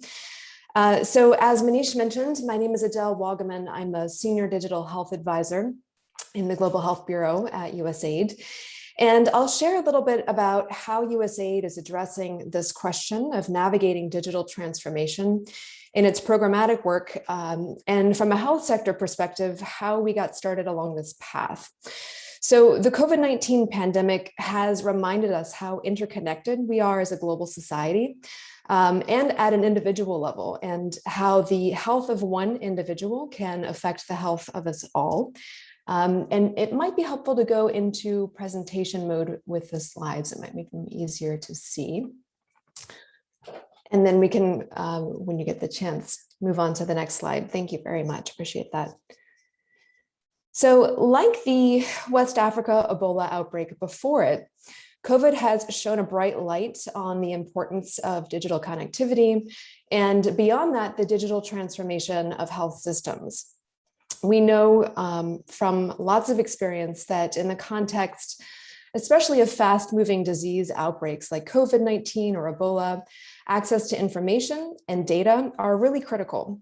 Yet that also frequently the digital technologies that support health systems are siloed. You see a picture here of a whiteboard during the Ebola outbreak, and the difficulty in accessing, analyzing, exchanging data between these systems to inform critical aspects of the outbreak response or health service delivery more broadly. So USAID documented these challenges during the Ebola outbreak in this report you see on the left called Fighting Ebola with Information, which included recommendations about how to overcome these challenges. Next slide, please. So those recommendations in turn informed USAID's policy guidance, including its first policy for health sector programmatic IT investments called the Digital Health Vision, which you see there in the middle. And that vision, alongside USAID's first digital strategy and its vision for health system strengthening 2030, describe a vision for strategic digital transformation and what steps USAID can take in partnering with countries along this journey. Next slide, please. So in all of this policy work, assessments are really critical to this approach.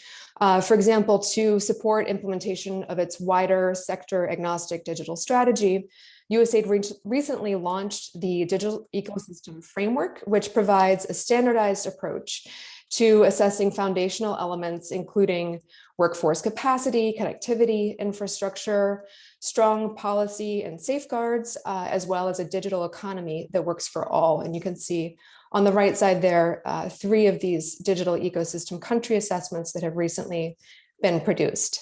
Next slide, please. And then from a health sector perspective, USAID's digital health vision identifies 4 priorities. The first of which you see there in red is to assess and strengthen country digital health capacity, or the wider enabling environment for digital health at a country level. And within that first priority is the foundation of the WHO ITU e-health building blocks, including looking at things like strategy and investment, leadership and governance, standards and interoperability, and more. Next slide, please. So we understand that regularly assessing the digital health enabling environment offers many benefits. It enables countries and their development partners like USAID to know how best to build on strengths and address gaps. It enables the opportunity to promote the reuse and adaptation of existing tools in order to meet urgent needs, while also contributing directly to ongoing health system strengthening. So efforts to assess these digital health capabilities are not new. There has been a significant amount of work through the Digital Health and Interoperability Working Group to create a number of these digital health maturity models or capability models. And you see some of those there on the left side of the slide. But as was mentioned by the moderator, the number and the proliferation of these different maturity or capability assessments has become a bit of a maze. And so now the challenge before us is to try to figure out how to bring these together. And this has been a request that we've heard from Ministry of Health representatives to try to simplify the process of navigating through these various assessment tools. And so that's what we've done with the Navigator for Digital Health capability models. And I want to thank Manish and his colleague Liz and the team that worked together to produce that tool, as well as the developers of all of the tools you see at the left, and colleagues who are with me on this panel who have been part of this discussion about how we bring these various tools together. So I think this shows that we are on a journey and we are on the way. It doesn't quite feel yet like we've completely solved this challenge of multiple assessment tools, but that we're on the way. And so I look forward to the other presentations and to the discussion and hopefully some questions and answers that will help move us forward along that journey. Thanks. Manish, over to you.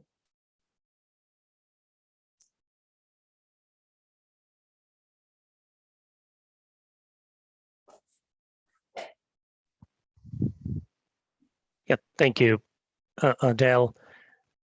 So we have Gabriel next. Gabriel.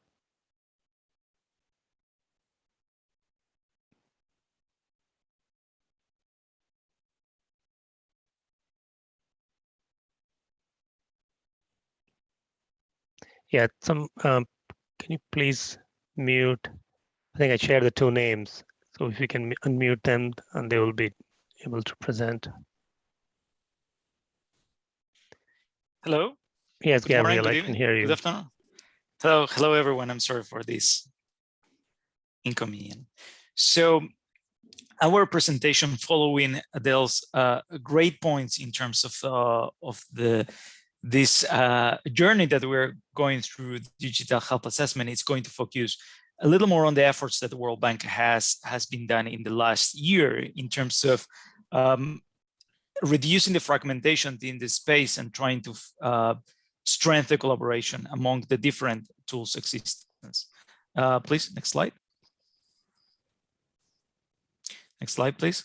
So the first important aspect that I want to take, that all digital health assessment need to be conducted with the idea of trying to solve the pertinent challenge that primary healthcare or other space in the healthcare sector are suffering, and that have been exposed by COVID. If these problems are at the health system, at the patient level, at the provider administrators, digital health need to be seen not as for the sake of digital health, but as an enabler to transform and the way that we do service delivery and the way to transform primary healthcare. So digital health assessment are a great tool to understand what is the current status of a country on their digital health, as well as an enabler to primary healthcare transformation. Next slide, please. Next slide. So in the World Bank, we are trying to see digital health transformation, not actually as a disruption or a transformation itself, but as evolution of a country. It's a normal evolution of the way countries are doing primary healthcare by, first of all, adopting technology, changing their mindset, taking risks, understanding the potential of data, and thereafter implementing as well and continue implementing digital health. And this is actually a normal evolution, and the assessment can show through the different maturity levels, conducting different assessment across the time can show this normal evolution of a country. We need to see this really as an evolution. Next slide, please. Next slide. So, and as there are many gains of digital health assessment, and I'm going to go through them, but the ability to measure, it's really an important thing to create this evidence that is actually lacking in the digital health world in countries is very important. So digital health assessment tools can be a measure instrument to understand what is going on in a country and to create this evidence that is so important to know what needs to be implemented. Next slide, Manish, please.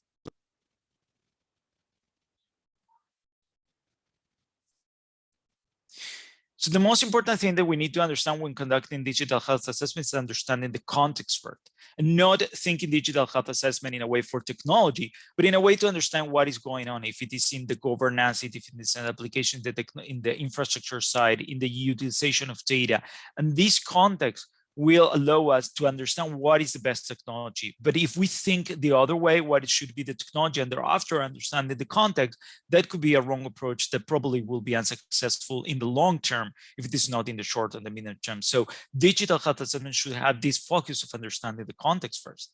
Next slide, please. So as Adele mentioned before, this assessment provides us a lot of gains, especially to understand where we are or where we want to go, and understanding the strength, weaknesses, opportunities, and threats, we can really analyze where are the gaps and where are the next steps. Next slide, please.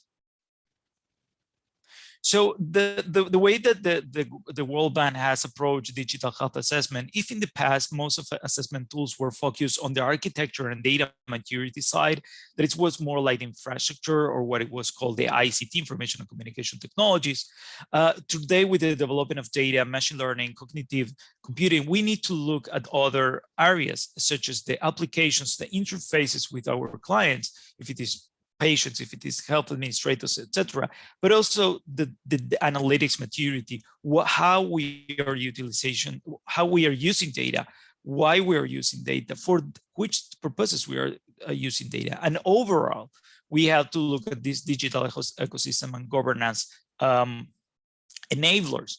But looking at one of them, we're not giving out the complete picture. So the World Bank is trying and has worked in a framework that looks at these four aspects, the 3 A's plus the digital ecosystem and governance. Next slide, please.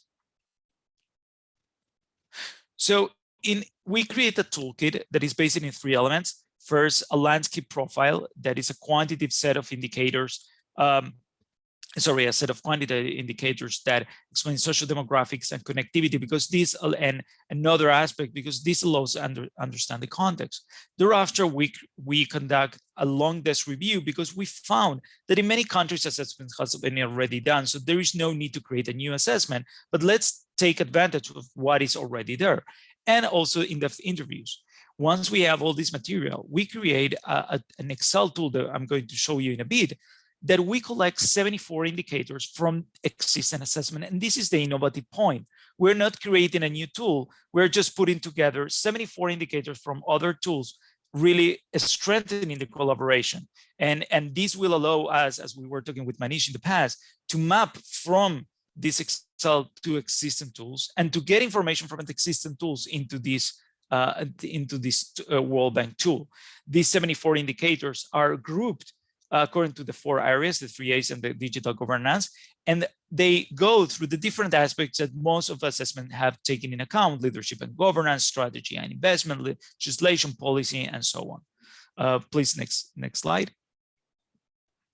So as I told you, these 74 indicators are not new. They are coming just from existing assessment. But the thing is that those assessments sometimes were focused on one of the areas that I mentioned, the analytics, architecture, the applications. But putting all these together, we can have this comprehensive perspective of what is digital health. So as you see, we go through a lot of assessment, Obviously, there are not the only ones, probably there are more. And the idea is to working with Adele and Manish to complement also this mapping of different indicators and grouping all together and connect with the navigator that Adele mentioned. Next slide, please. So the tool means to be a very useful and user-friendly tool. So we have generally a tab for each one of the areas, in this case, the architecture and data. And as you saw, and as you see, we have the indicators here.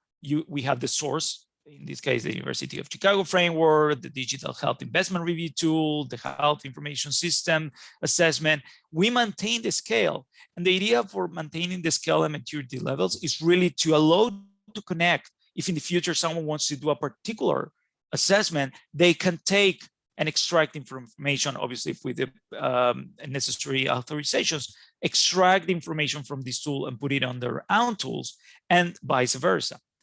Next slide, please.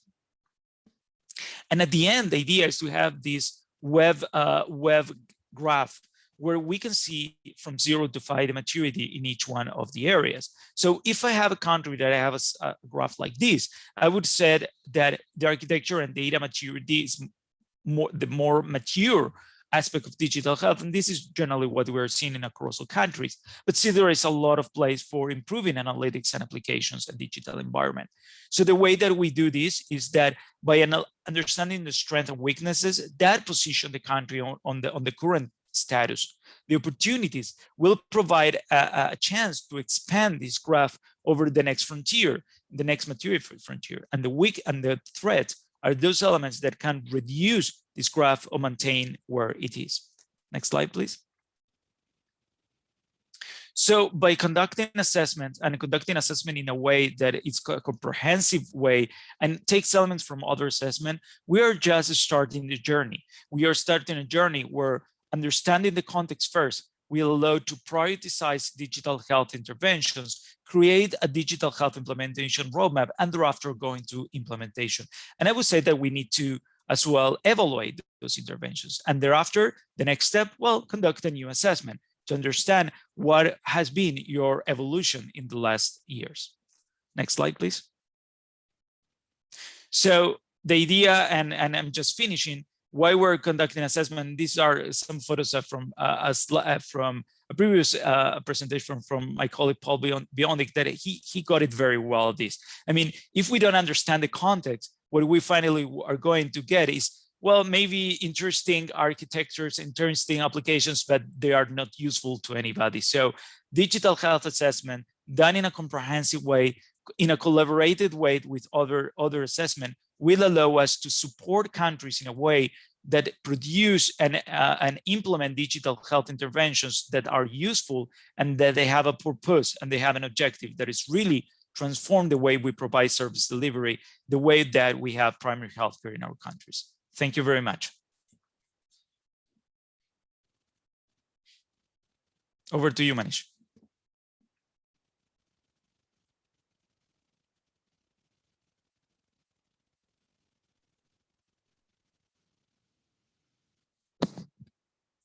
Manish, over to you. You're in mute. Thank you. Yeah, it just took a few seconds to mute, but thank you for our colleagues who are helping us manage this conference. Sarup, are you ready? So we'll have Sarup present, please. Can you see me? Can you hear me? Yes, I can hear you. And see as well. Thanks. Thank you. I'm just waiting for the slides.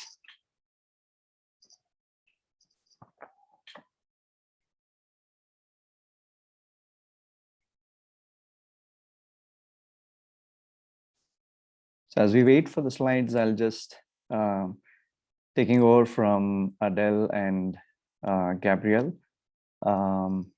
What they shared about maturity models and assessments. I want to get a little bit more specific about one of the aspects of digital health or public health in general, and touch upon the digital supply chain aspect. And there are several models out there, maturity models, which talk about supply chain, but nothing specific to information systems that cater to supply chain processes. So I wanted to talk about a little bit about this maturity model and share what this provides, what insights it could provide, and how it could complement other maturity models. If you could go to the next slide, please. So as we all probably know that today's supply chain, especially public health supply chain, is quite complex given the various supply chain processes involved, but more importantly, several supply chain entities involved, right from central medical stores, manufacturers, freight forwarders, procurement agencies, and several others along the process of delivering commodities from manufacturers to patients. But there are also parallel supply chains. You could have HIV program, which has its own supply chain, whereas malaria program having its own supply chain. So that makes managing the supply chain quite complex. And in addition to that, all the different processes involved in the supply chain are also interrelated. So what happens in your warehousing or what happens in logistics impacts the way we plan. So the information, as commodities move from manufacturer to patients, information also has to move in alignment with those commodities, so that the commodities delivered can be trusted, and what is being delivered, the people would know how to manage those commodities. So what forms a backbone in managing that information is basically supply chain information systems. So without effective supply chain information systems, the information related to the commodities are received in a slower pace, and it ultimately impacts planning and understanding what to be procured and what is there in stock already. If you could go to the next slide. So from USAID's funded program and under their vision and guidance, GHSCPSM came up with a maturity model specifically for supply chain information systems. The idea was, as Gabriel also noted, not to add another tool, but to complement to the already existing tools for a specific area that was not catered to by any of the maturity models. And again, we didn't want to reinvent the wheel because supply chain is nothing new. This has been happening in the commercial sector, and there have been several benchmarks and frameworks available. So we utilized the supply chain operations reference framework and APQC framework. And using those as a basis, we came up with key supply chain processes that are relevant from an information systems perspective, and how the capabilities within them need to be structured. And that's what was utilized to bring, define this maturity model. If you could go to the next slide. And based on these capabilities across the most fundamental supply chain, as well as some of the basic foundational capabilities like data exchange and interoperability and traceability, etc., we defined the capabilities across 5 different maturity levels. The very first version of this maturity model had 4, but as you will see in the next slide, we collaborated with several groups and wanted to align with existing maturity models like HIS and SOCHI. So we came up with 5 different maturity levels, and the tool basically helps any organizations or countries self-assess their supply chain information systems across various supply chain processes like planning, order management, warehousing, and understand where they are across these key supply chain processes from an information system capabilities perspective, and then also give them an opportunity to understand where they need to get to. If they're at level 2, how do they get to level 4 or even level 5, for instance. And it also provides capability to develop baselines, capture baselines. Let's say they're at level 2 when they did the assessment. They can capture KPIs, and as they move to the next level, they can reassess and determine what improvements were obtained. Next slide, please. As I said, we collaborated with mainly the digital health and information maturity model working groups, and we took feedback regarding the model. Two of the key feedback that came was aligning the number of maturity levels with other maturity models out there, and also aligning some of the foundational capabilities like interoperability, data exchange with other capability models that are already out there. Again, this was to make sure that this tool complemented other maturity model tools out there and not duplicate what was already there. I believe this presentation will be shared with all the participants, so you have some of the resources here where you can find more details about this maturity model. And if you need more information, feel free to reach out to us. If you could go to the next slide. So this is just a glimpse of the output of this assessment using this maturity model. Similar to what Gabriel was talking, this spits out a web graph. It basically tells across the key different supply chain processes where an organization or the country stands and where they need to make improvements. What is the area that needs immediate attention? Whereas, for example, in this case, warehouse management seems to be better than some of the other processes. So the country or organization can focus on maybe order management or data exchange, etc. Next slide. So we've conducted this assessment in several countries so far. In fact, feedback from those assessments were also incorporated into the version 2 that was published this year. The assessments were mainly used to evaluate the maturity of the country's supply chain information system features, and also identify gaps and opportunities, and give a roadmap for the countries to plan investments to improve where they had gaps in supply chain information system capabilities. So it's basically, you can utilize it as strength, weakness, opportunity, or threat assessment tool to come up with improvement opportunities for supply chain information systems. I think that's the end of my slide. Over to you, Manish. Thanks.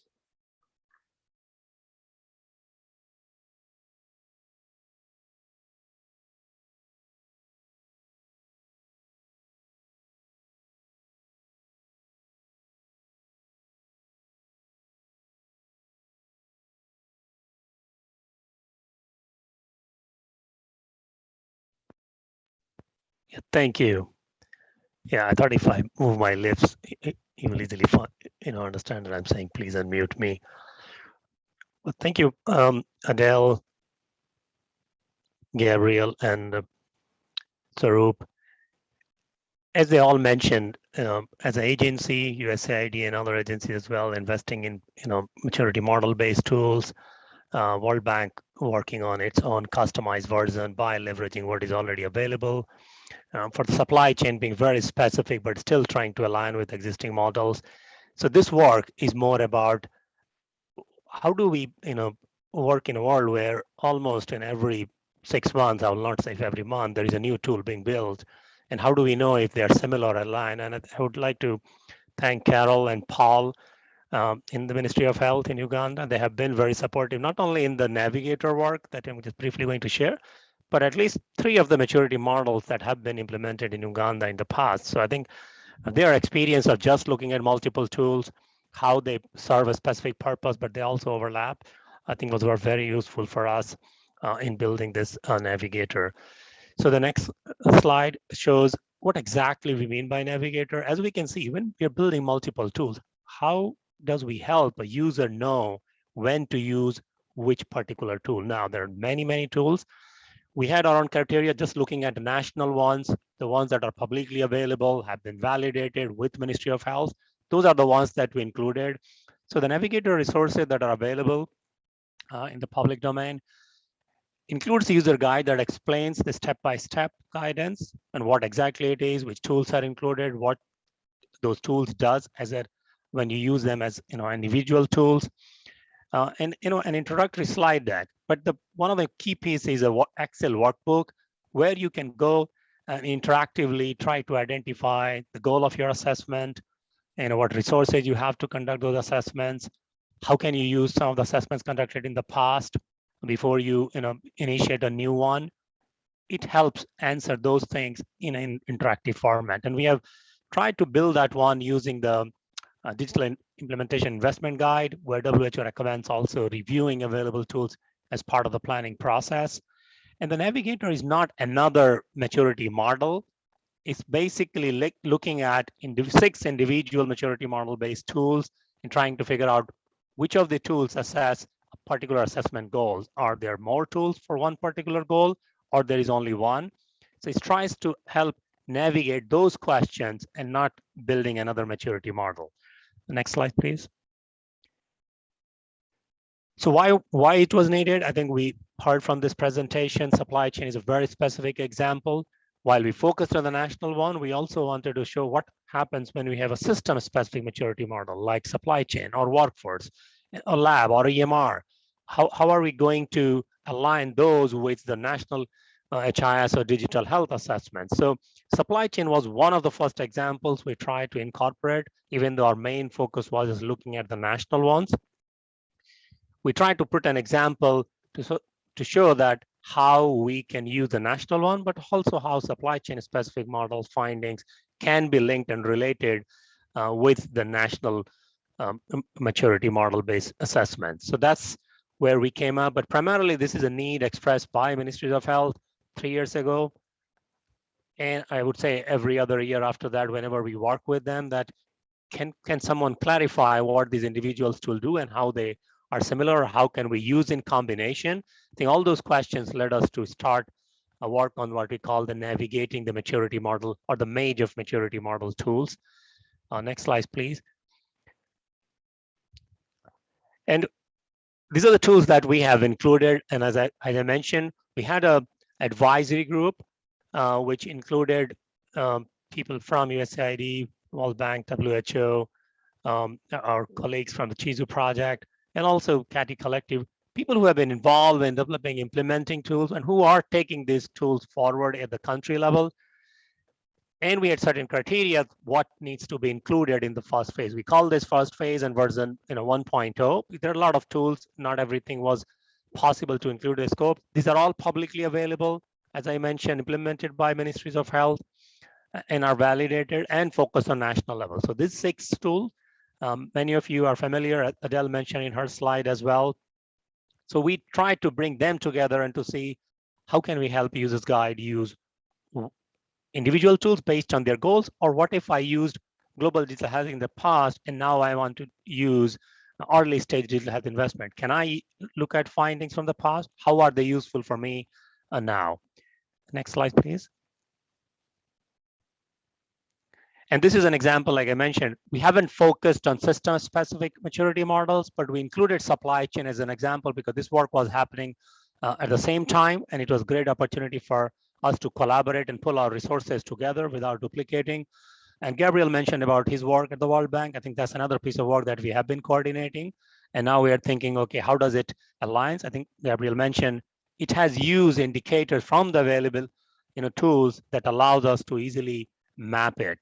So system specific one, supply chain is just an example to showcase how other similar models can be also brought in on the navigator. So we may not have to build one navigator for everything, but as we move forward and we work collaboratively, we will be able to integrate them into a navigator that allows to navigate these different tools. Next, please. So this navigator also helps, and I mentioned multiple times that if I conducted global digital health assessment in the past, and now I'm thinking, my goal, it's saying, okay, now you need to use the HIS stages tool because that's what your goal is. What are the indicators? Which of the indicator I should still review from the past to see if they're relevant, when were they conducted, and form as part of my baseline information when I'm reviewing available information before moving forward. So it also allows to see how things can be used in combination. If you have done any of these 6 tools, that those indicators are mapped, and you'll be able to see which of them are similar. Next, please. So if you want to learn more, we have a workshop today at 3:15 East African time, breakout room A. So please join us. We will have a hands-on exercise to see how you can actually use the Excel workbook to find your relevant tools. And we also will have a webinar next month. We'll go even more details into the little bit of history and how we are collaborating with others. So that's all. And I think Carol, we can open up for questions.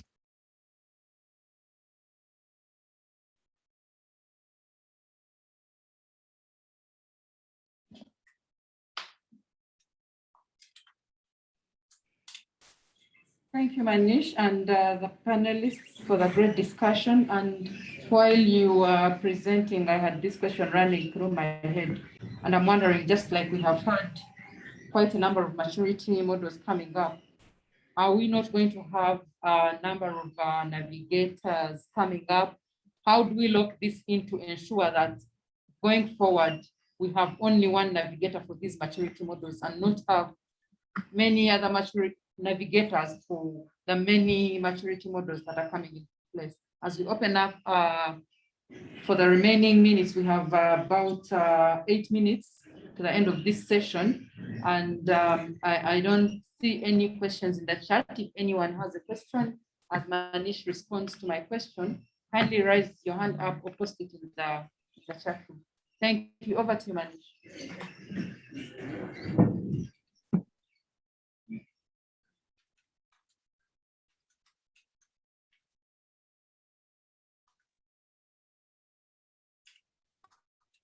Yeah, thank you.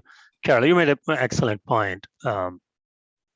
Tools are being built and they serve very specific purpose. So I think there's a reason and there's a value how people are developing. And the challenge has been, how do we coordinate and collaborate when the investments are being made in developing these new tools so that we don't, continue to further expand the problem that we have. And I would say that that's where, the initiative from the Asian eHealth Information Network, when the ministries raise those questions, and then USAID, I would say in this case, their leadership that, okay, this is becoming a problem, so what can we do?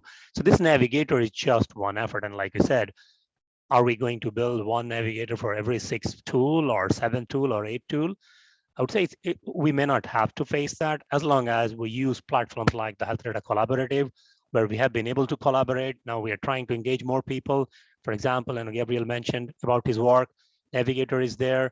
We're working on Navigator. The supply chain team reached out and collaborated with us. Can we include that one also as part of the Navigator? So I think to your point, what will be very useful is for us to just share more and bring to those common platforms and discuss what we are trying to build. And is there something available where we can leverage and contribute to it rather than creating another parallel one?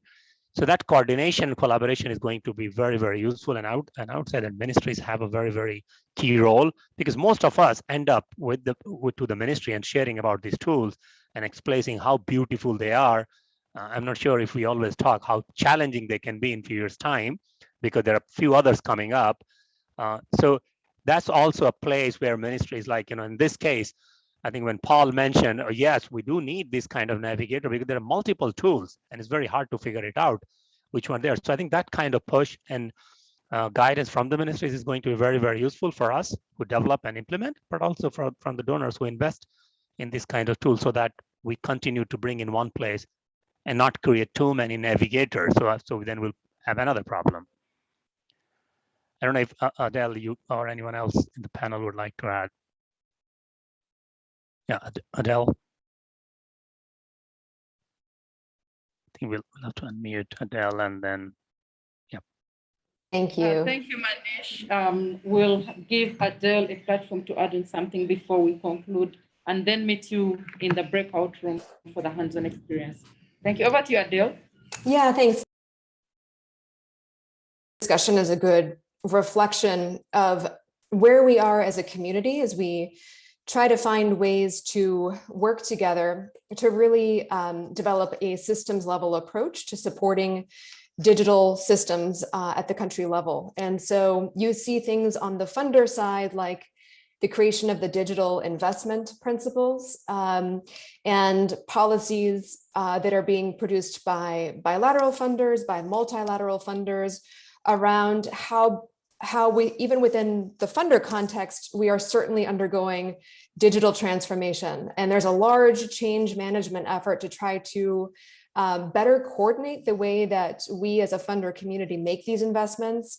And you'll see in the USA Digital Health Vision, as well as in documents like the WHO Digital Health Resolution, a real focus on trying to strengthen national digital health strategies and architecture. And so I think this discussion shows that we're trying, we're moving down that path, but we also still have a ways to go. And so I think it's wonderful to have this opportunity to talk together about individual steps that we're taking, but then also to hear from countries about what is useful to them and where we need to continue to collaborate and align investments. Thank you very much, Adele. And let's hear from Swaroop lastly before we conclude the session. Over to you, Swaroop.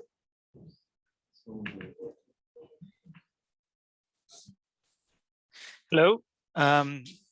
So this is Gabriel. I'm sorry for also sharing the other participant name. So I tell you a personal story. It was very interesting. Like we were going to do an assessment in one country, and we were preparing all the scope and the assessment, and we were going to conduct. And suddenly we heard that there was another founders, another partners and donors conducting already assessments there. And so we decided to stop for a minute and talk with them and see what their assessment is going to focus. And actually we realized that they were going to focus maybe on the architecture side.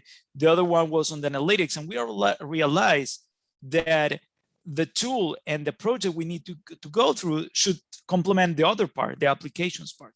So in that way, we actually complement and join efforts and collaborate, as Adele was saying, like reduce the fragmentation in the space. So my advice is really, first of all, check what is already being done, because probably a lot has been done already. And you know, when we were talking about the assessment, the client mentioned that people generally are very tired of getting from multiple sides the same question, because it just really confused them.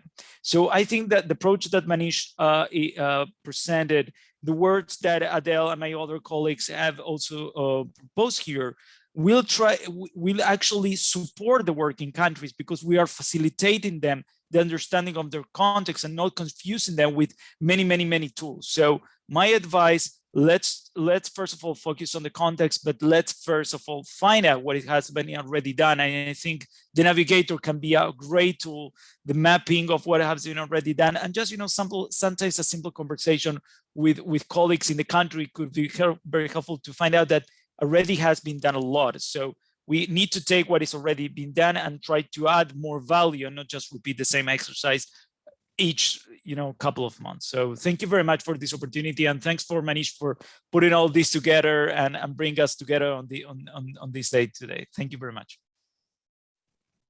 Thank you, Gabriel. Thank you, Manish and Tim, and Adele and Swaroop for the wonderful presentation.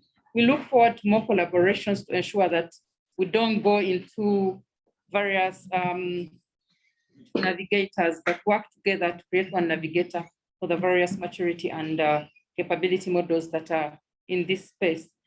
Thank you so much. I think we are now going to allow our keynote speaker, who was scheduled to speak in the morning, from CDC Africa, Dr. Mayeda. I would like to welcome you to give your keynote address to this conference.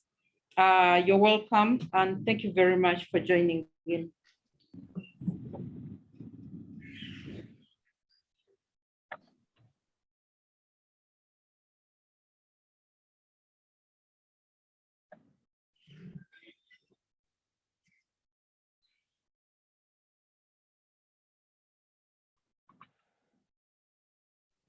Thank you very much, everyone, and apology for not appearing the morning. I've been on transit, and just thought that we need to have a talk. I apologize for any happening. So I will not have any presentation, and I'll talk. Throughout the talk, we can have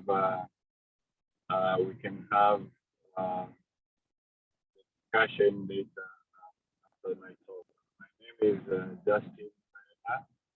I'm the Principal Regional Collaborating Coordinator, and I was previously the Head of Division for Surveillance Control and Prevention, where I was also leading what we call the African CDC Health Information and Exchange initiative.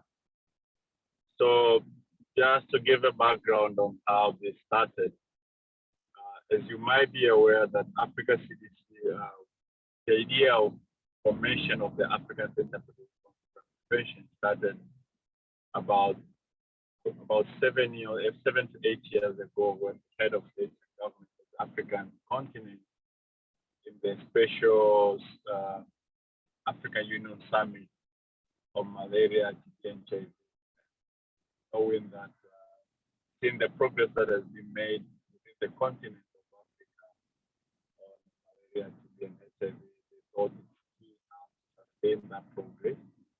But two, noticing the challenges that are facing the continent, the new challenges, especially on the health security, with the imaging and reimaging diseases, it was really key to make sure that we have our own continental public health agency that will safeguard the health of this continent and progress the good work that has already been started and has been achieved. So moving forward and noticing of these new challenges, we really need to utilize the new technology, innovation, and understanding that there's a lot of progress that has been made in terms of digital health and health information system. It was key for Africa citizens. How do we ensure that we have utilized that really push support the health security agenda within the country. So in 2018, we started working towards ensuring that, number one, use the technology and innovation, maximize on technology and innovation, ensure that we have an effective and a robust mechanism to collect evidence and data that will support health programs within the continent. Second, to use the same technology and innovation to really capture and use it to predict where are we having the next threat in the continent. And that way we can plan ahead of time to secure the health security of this. So we started looking into that, and one of the key issues was to make sure that we have availability, access, and use of all the key data and information that is required to safeguard the health. But to achieve the availability, access, and use of data at all levels, from the community, with subnational levels, the national level, as well as the regional and continental and global level, key to ensure that most of the innovations and interventions that are made on the digital health and health information system achieve a minimum standard that requires make them first to interoperate among themselves and to allow the exchange of information from one system to other. And within that also, it was key to make sure that we also, as we are moving towards ensuring that we have data available, access and used at all levels, we create a foundation that will ensure that information can also be able to flow from all those levels. And even within different systems that are within the country, for instance, you find one country you have multiple systems that are collecting information that are related to health, but using different platforms. So it was really key to make sure that we have that exchange among different platforms, exchange among different countries, and exchange among different levels within the country or beyond the borders, talking to each other. So these are necessitated as Africa to embark on health information exchange standard. So the health information exchange policy standard that we started working on is meant to cover three main areas. Number one, is on the data, that you ensure that you provide health information standard that tackles the data standards, the data quality, and that when the data definition, how it defines the different data components to ensure there is a harmonization of how data is defined and captured and stored and transferred and shared across different institutions, different mechanisms. The second is on the digital system, issue related to digital security, interoperability, and many others that are related to digital systems that are also supporting the data part of it. The third one is now on the legal and policy issues that ensures the harmonization, the exchange that will happen. So the legal instrument, the policy instrument that ensures such happens, that also needs to be standardized. So within that, we started taking the process of number one, forming a continental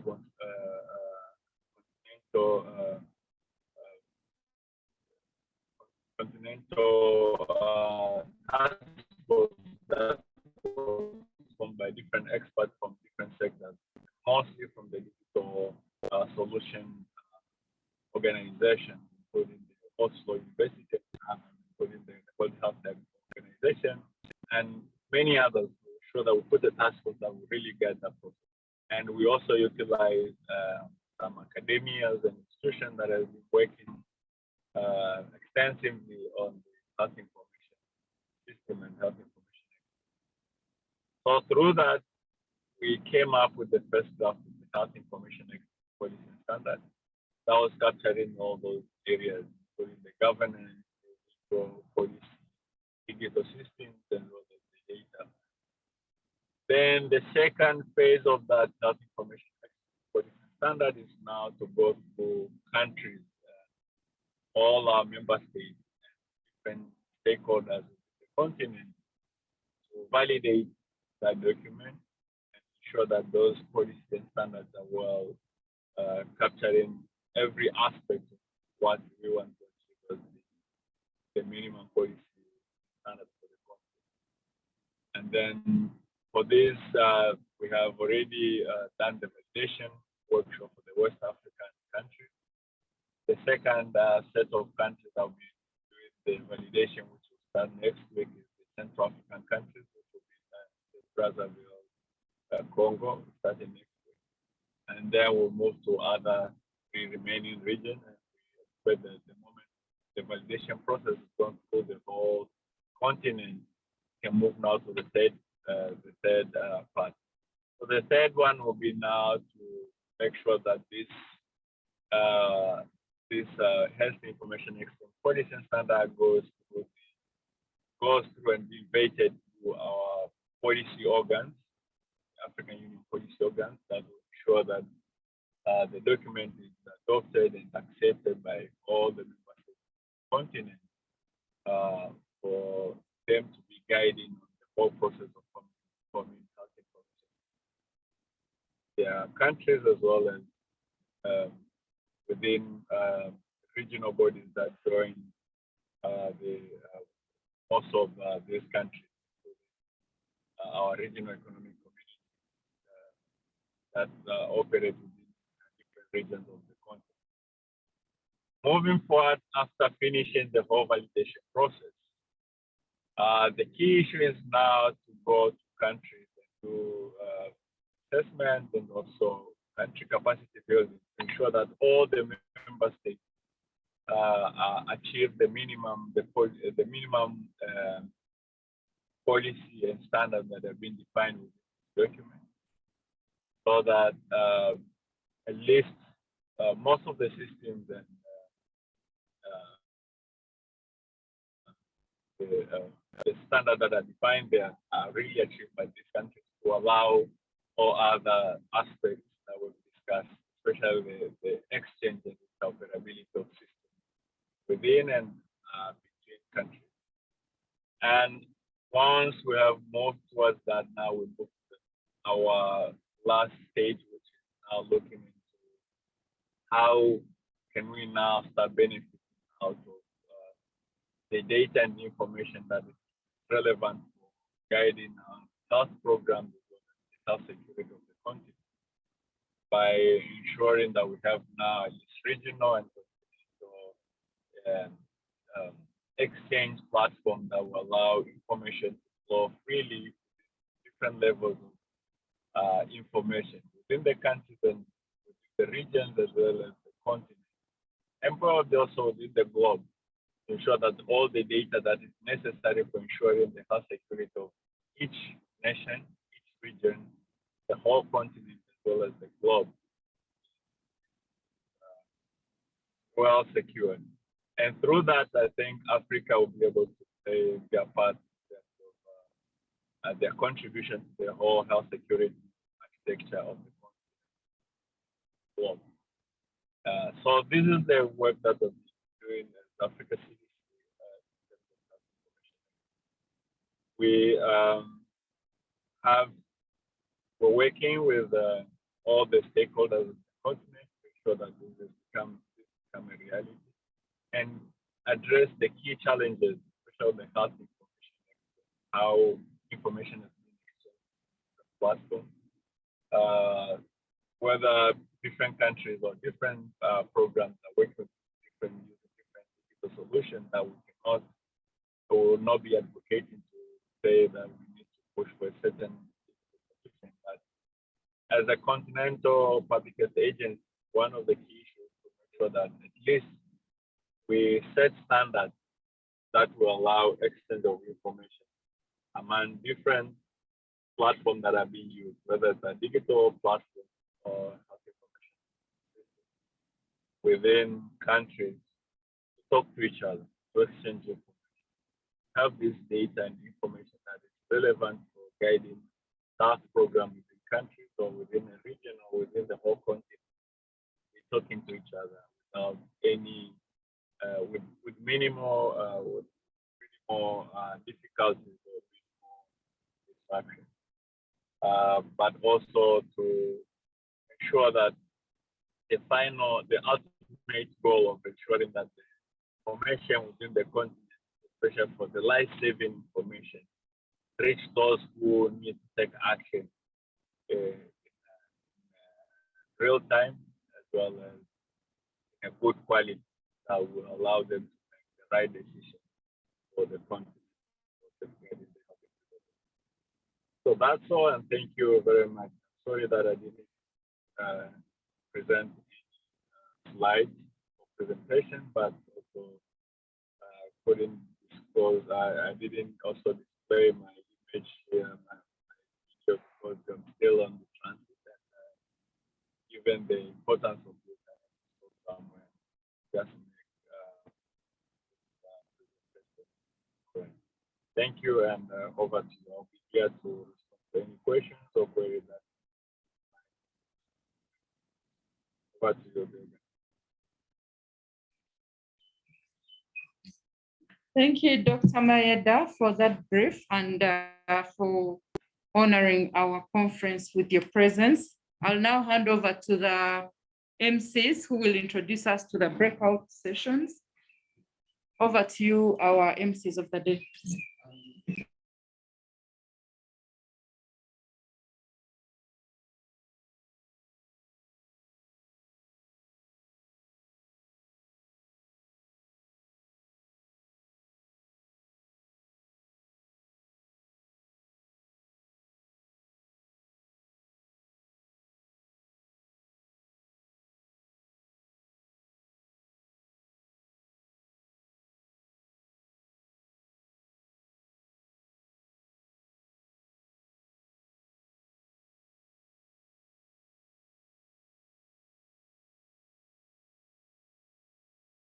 Live now. Yes, so you are free to join the breakout rooms. The breakout rooms are being created, breakout room A, B, and C. So kindly join in. I believe you have a screen that shows you the different rooms to join in. And in these different rooms, you find their moderators in breakout room A, B, and C, whereby we expect to have sessions lasting for 3 hours, and we'll be having 1 hour workshop. Kindly feel free to join in the breakout rooms.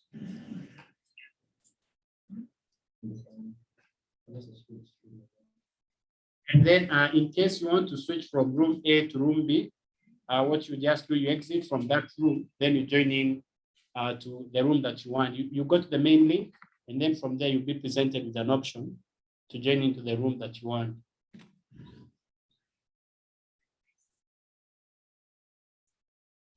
So the breakout rooms are on. Kindly join the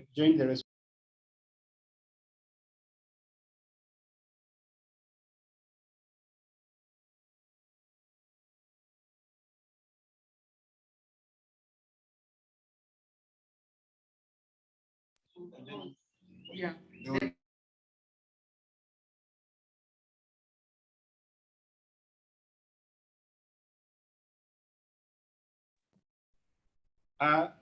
There's what you do to join the rooms, the different rooms. There is an option that shows you right now on the chat. Kindly check out on your screen. You have an option to join breakout rooms. And this will be automatic for 1 hour. After that, you be logged out again, and then you join the main session where you can again choose the room that you want to join. Thank you. And kindly join.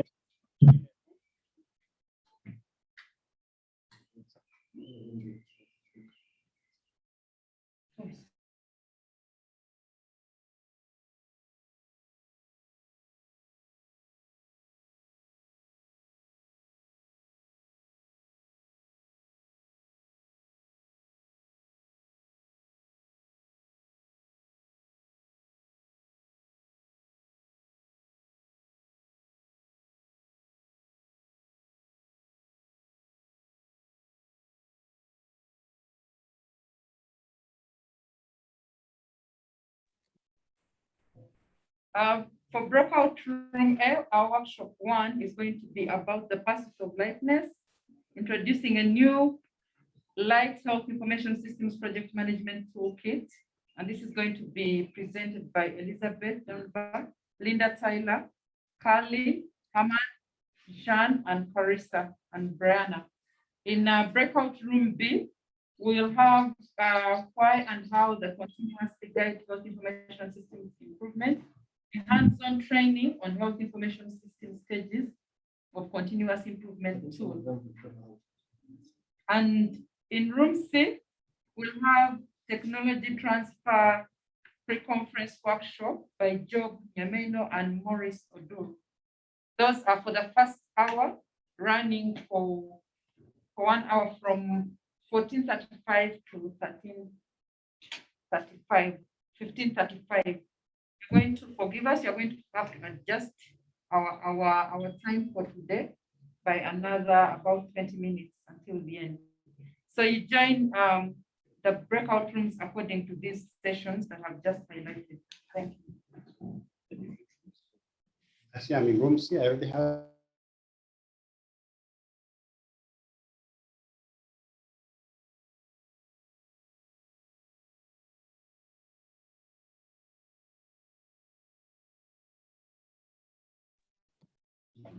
Okay, so breakout room A. And briefly, I'll just introduce our speaker, our first speaker. Just give me a minute. Okay. So our first presentation is on, sorry, just a minute.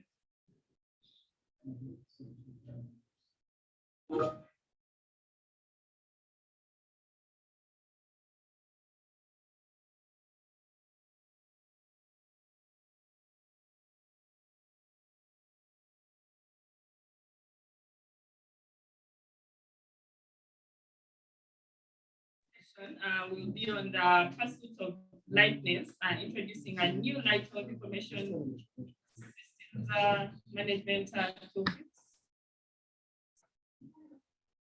And the presenters for this are Elizabeth and Linda, Taylor, and Kali.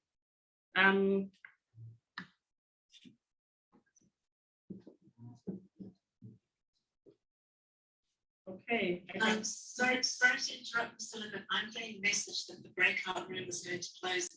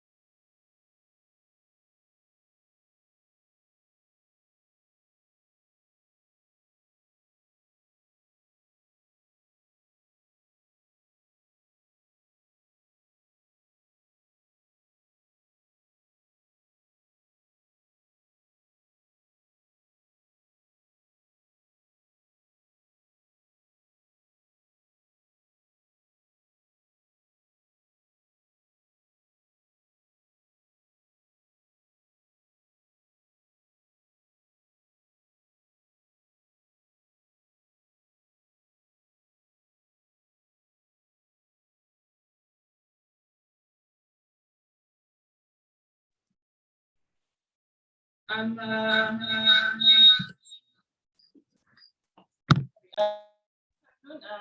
evening, good morning. Sorry about the breakout rooms. We are going to adjust the timing, and then we should be able to get back into the breakout rooms. Just give us a few minutes.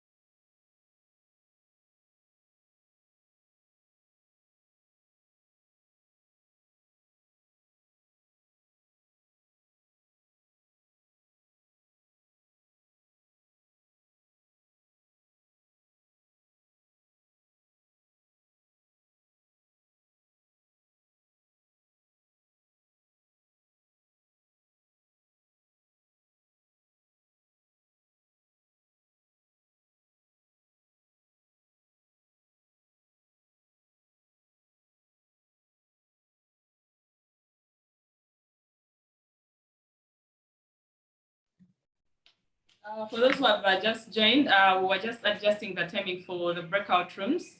So they are now open. You should be able to join breakout room of your choice again. And apologies for that. Okay.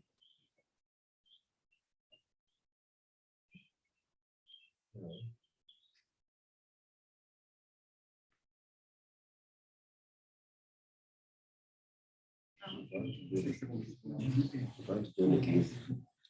Welcome again, and sorry about the issue with the timing.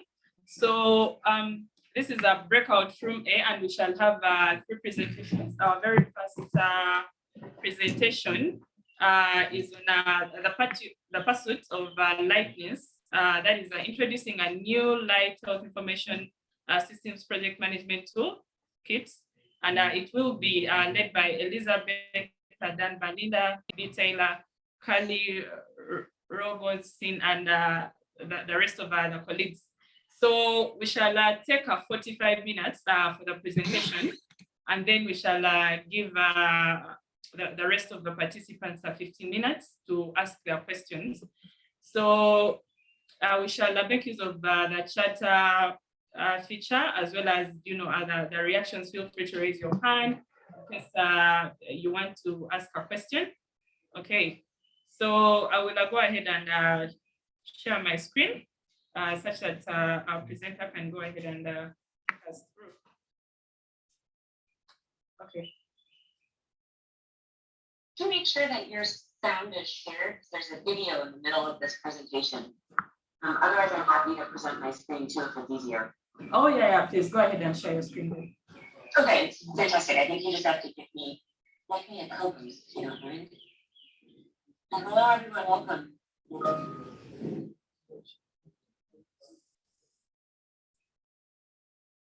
Okay, just a minute.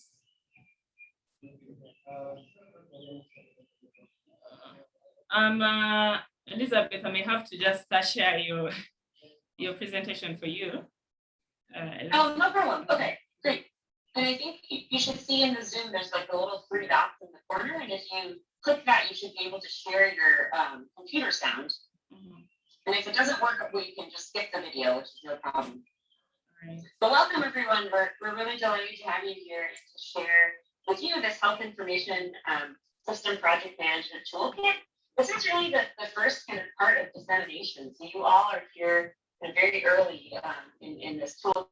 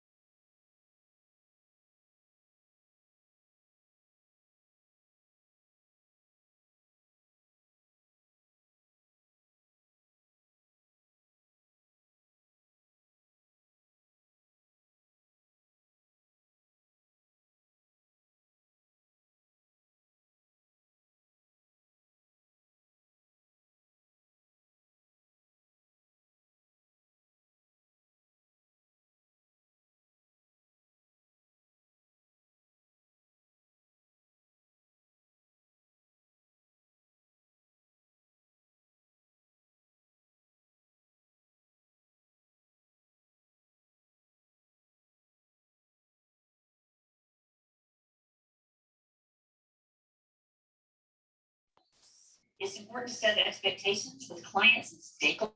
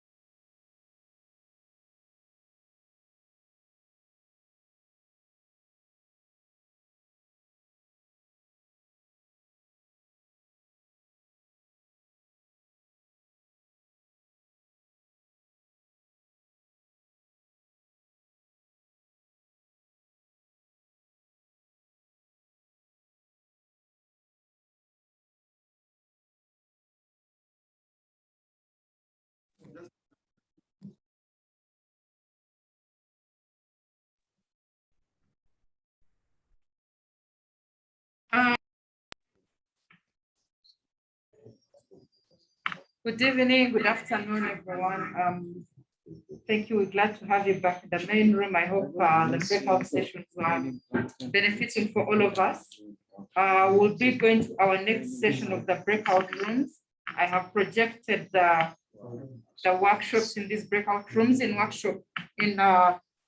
breakout room A, we'll have the digital health capability models navigator. We'll have now this one.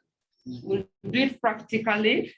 Those who are in the previous sessions, there's a panel that discussed this, but now we are going to be doing it practically in the breakout room A. In breakout room B, workshop 5, we'll be going further and faster together, looking at applying mindset, skill set, and tool sets for collaborative problem solving in complex public health informatics projects. This looks like an interesting session. And in workshop 6, that is breakout room C, we'll be looking at development and lessons learned from application of a novel digital system assessment tool. So we'll be breaking out for another 1 hour into these rooms. And once we are done, we'll come back and have our last session. We apologize because we are, I think, running behind on our earlier planned time, but we hope to be done with this by 6 p.m. East African time. So we'll now wait for the breakout rooms, which are already up, and then we'll start off with the second session of the breakout rooms. Thank you very much.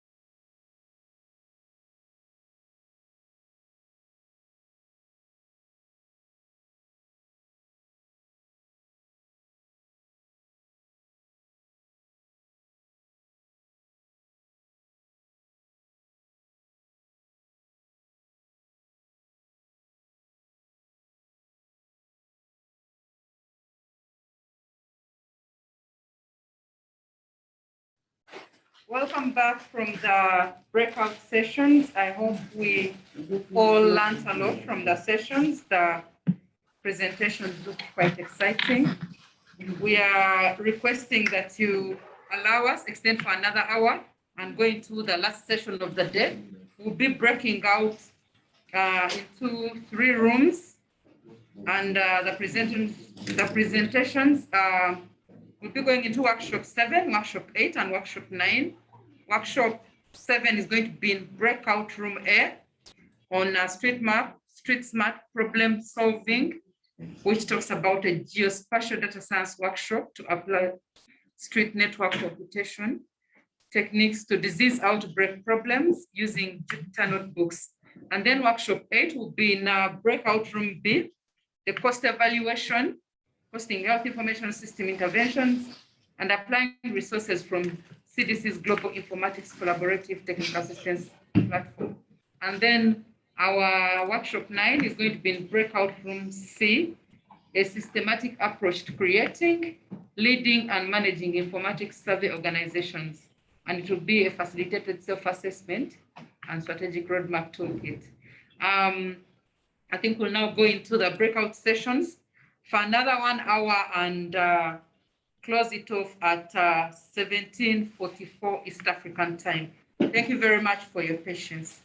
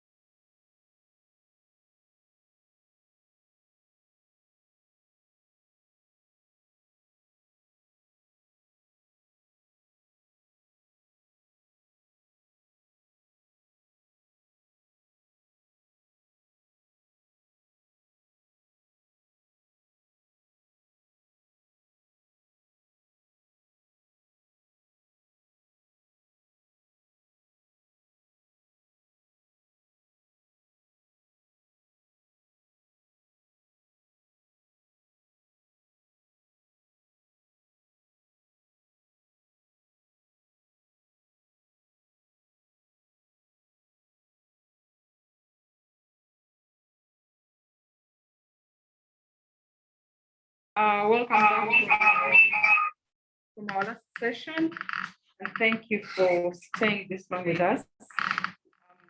I don't know about you people, but from where I was, the sessions were really, really thrilling. I hope that we have a lot of lessons to take from these sessions, the panel sessions, the breakout sessions, and our initial speakers and keynote address speakers, plus our DRPS and the PM for MEDS. So I think we are going to end it here for today.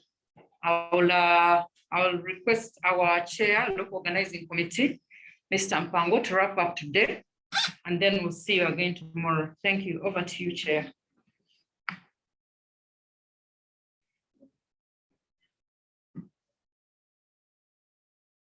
All right. Thank you very much.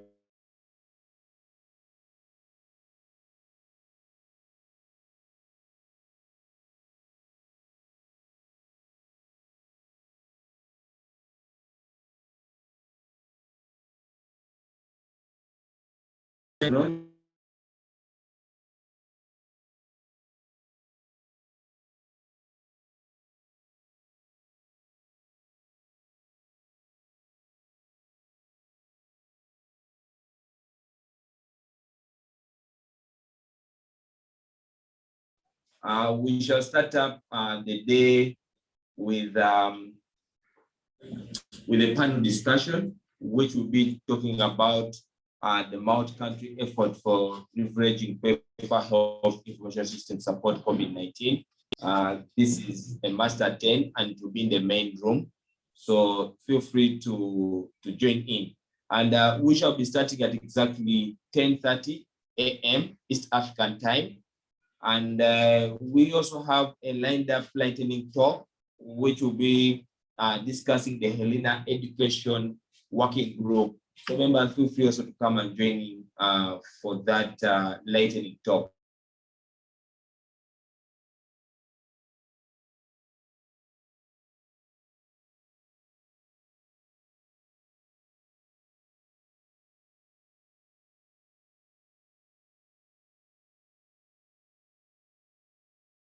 Room B, how we can enhance the use of COVID-19 in health service delivery for health program management and country leadership. So colleagues, this marks the end of our day today. We want to wish you a good evening for those that are in Africa, and for those that are in the Western world, we want to wish you a good day for the rest of the part of the day. Again, we look forward to seeing you tomorrow as we move into the second day of our conference. So thank you, everyone, and please, until we meet again tomorrow. Thank you.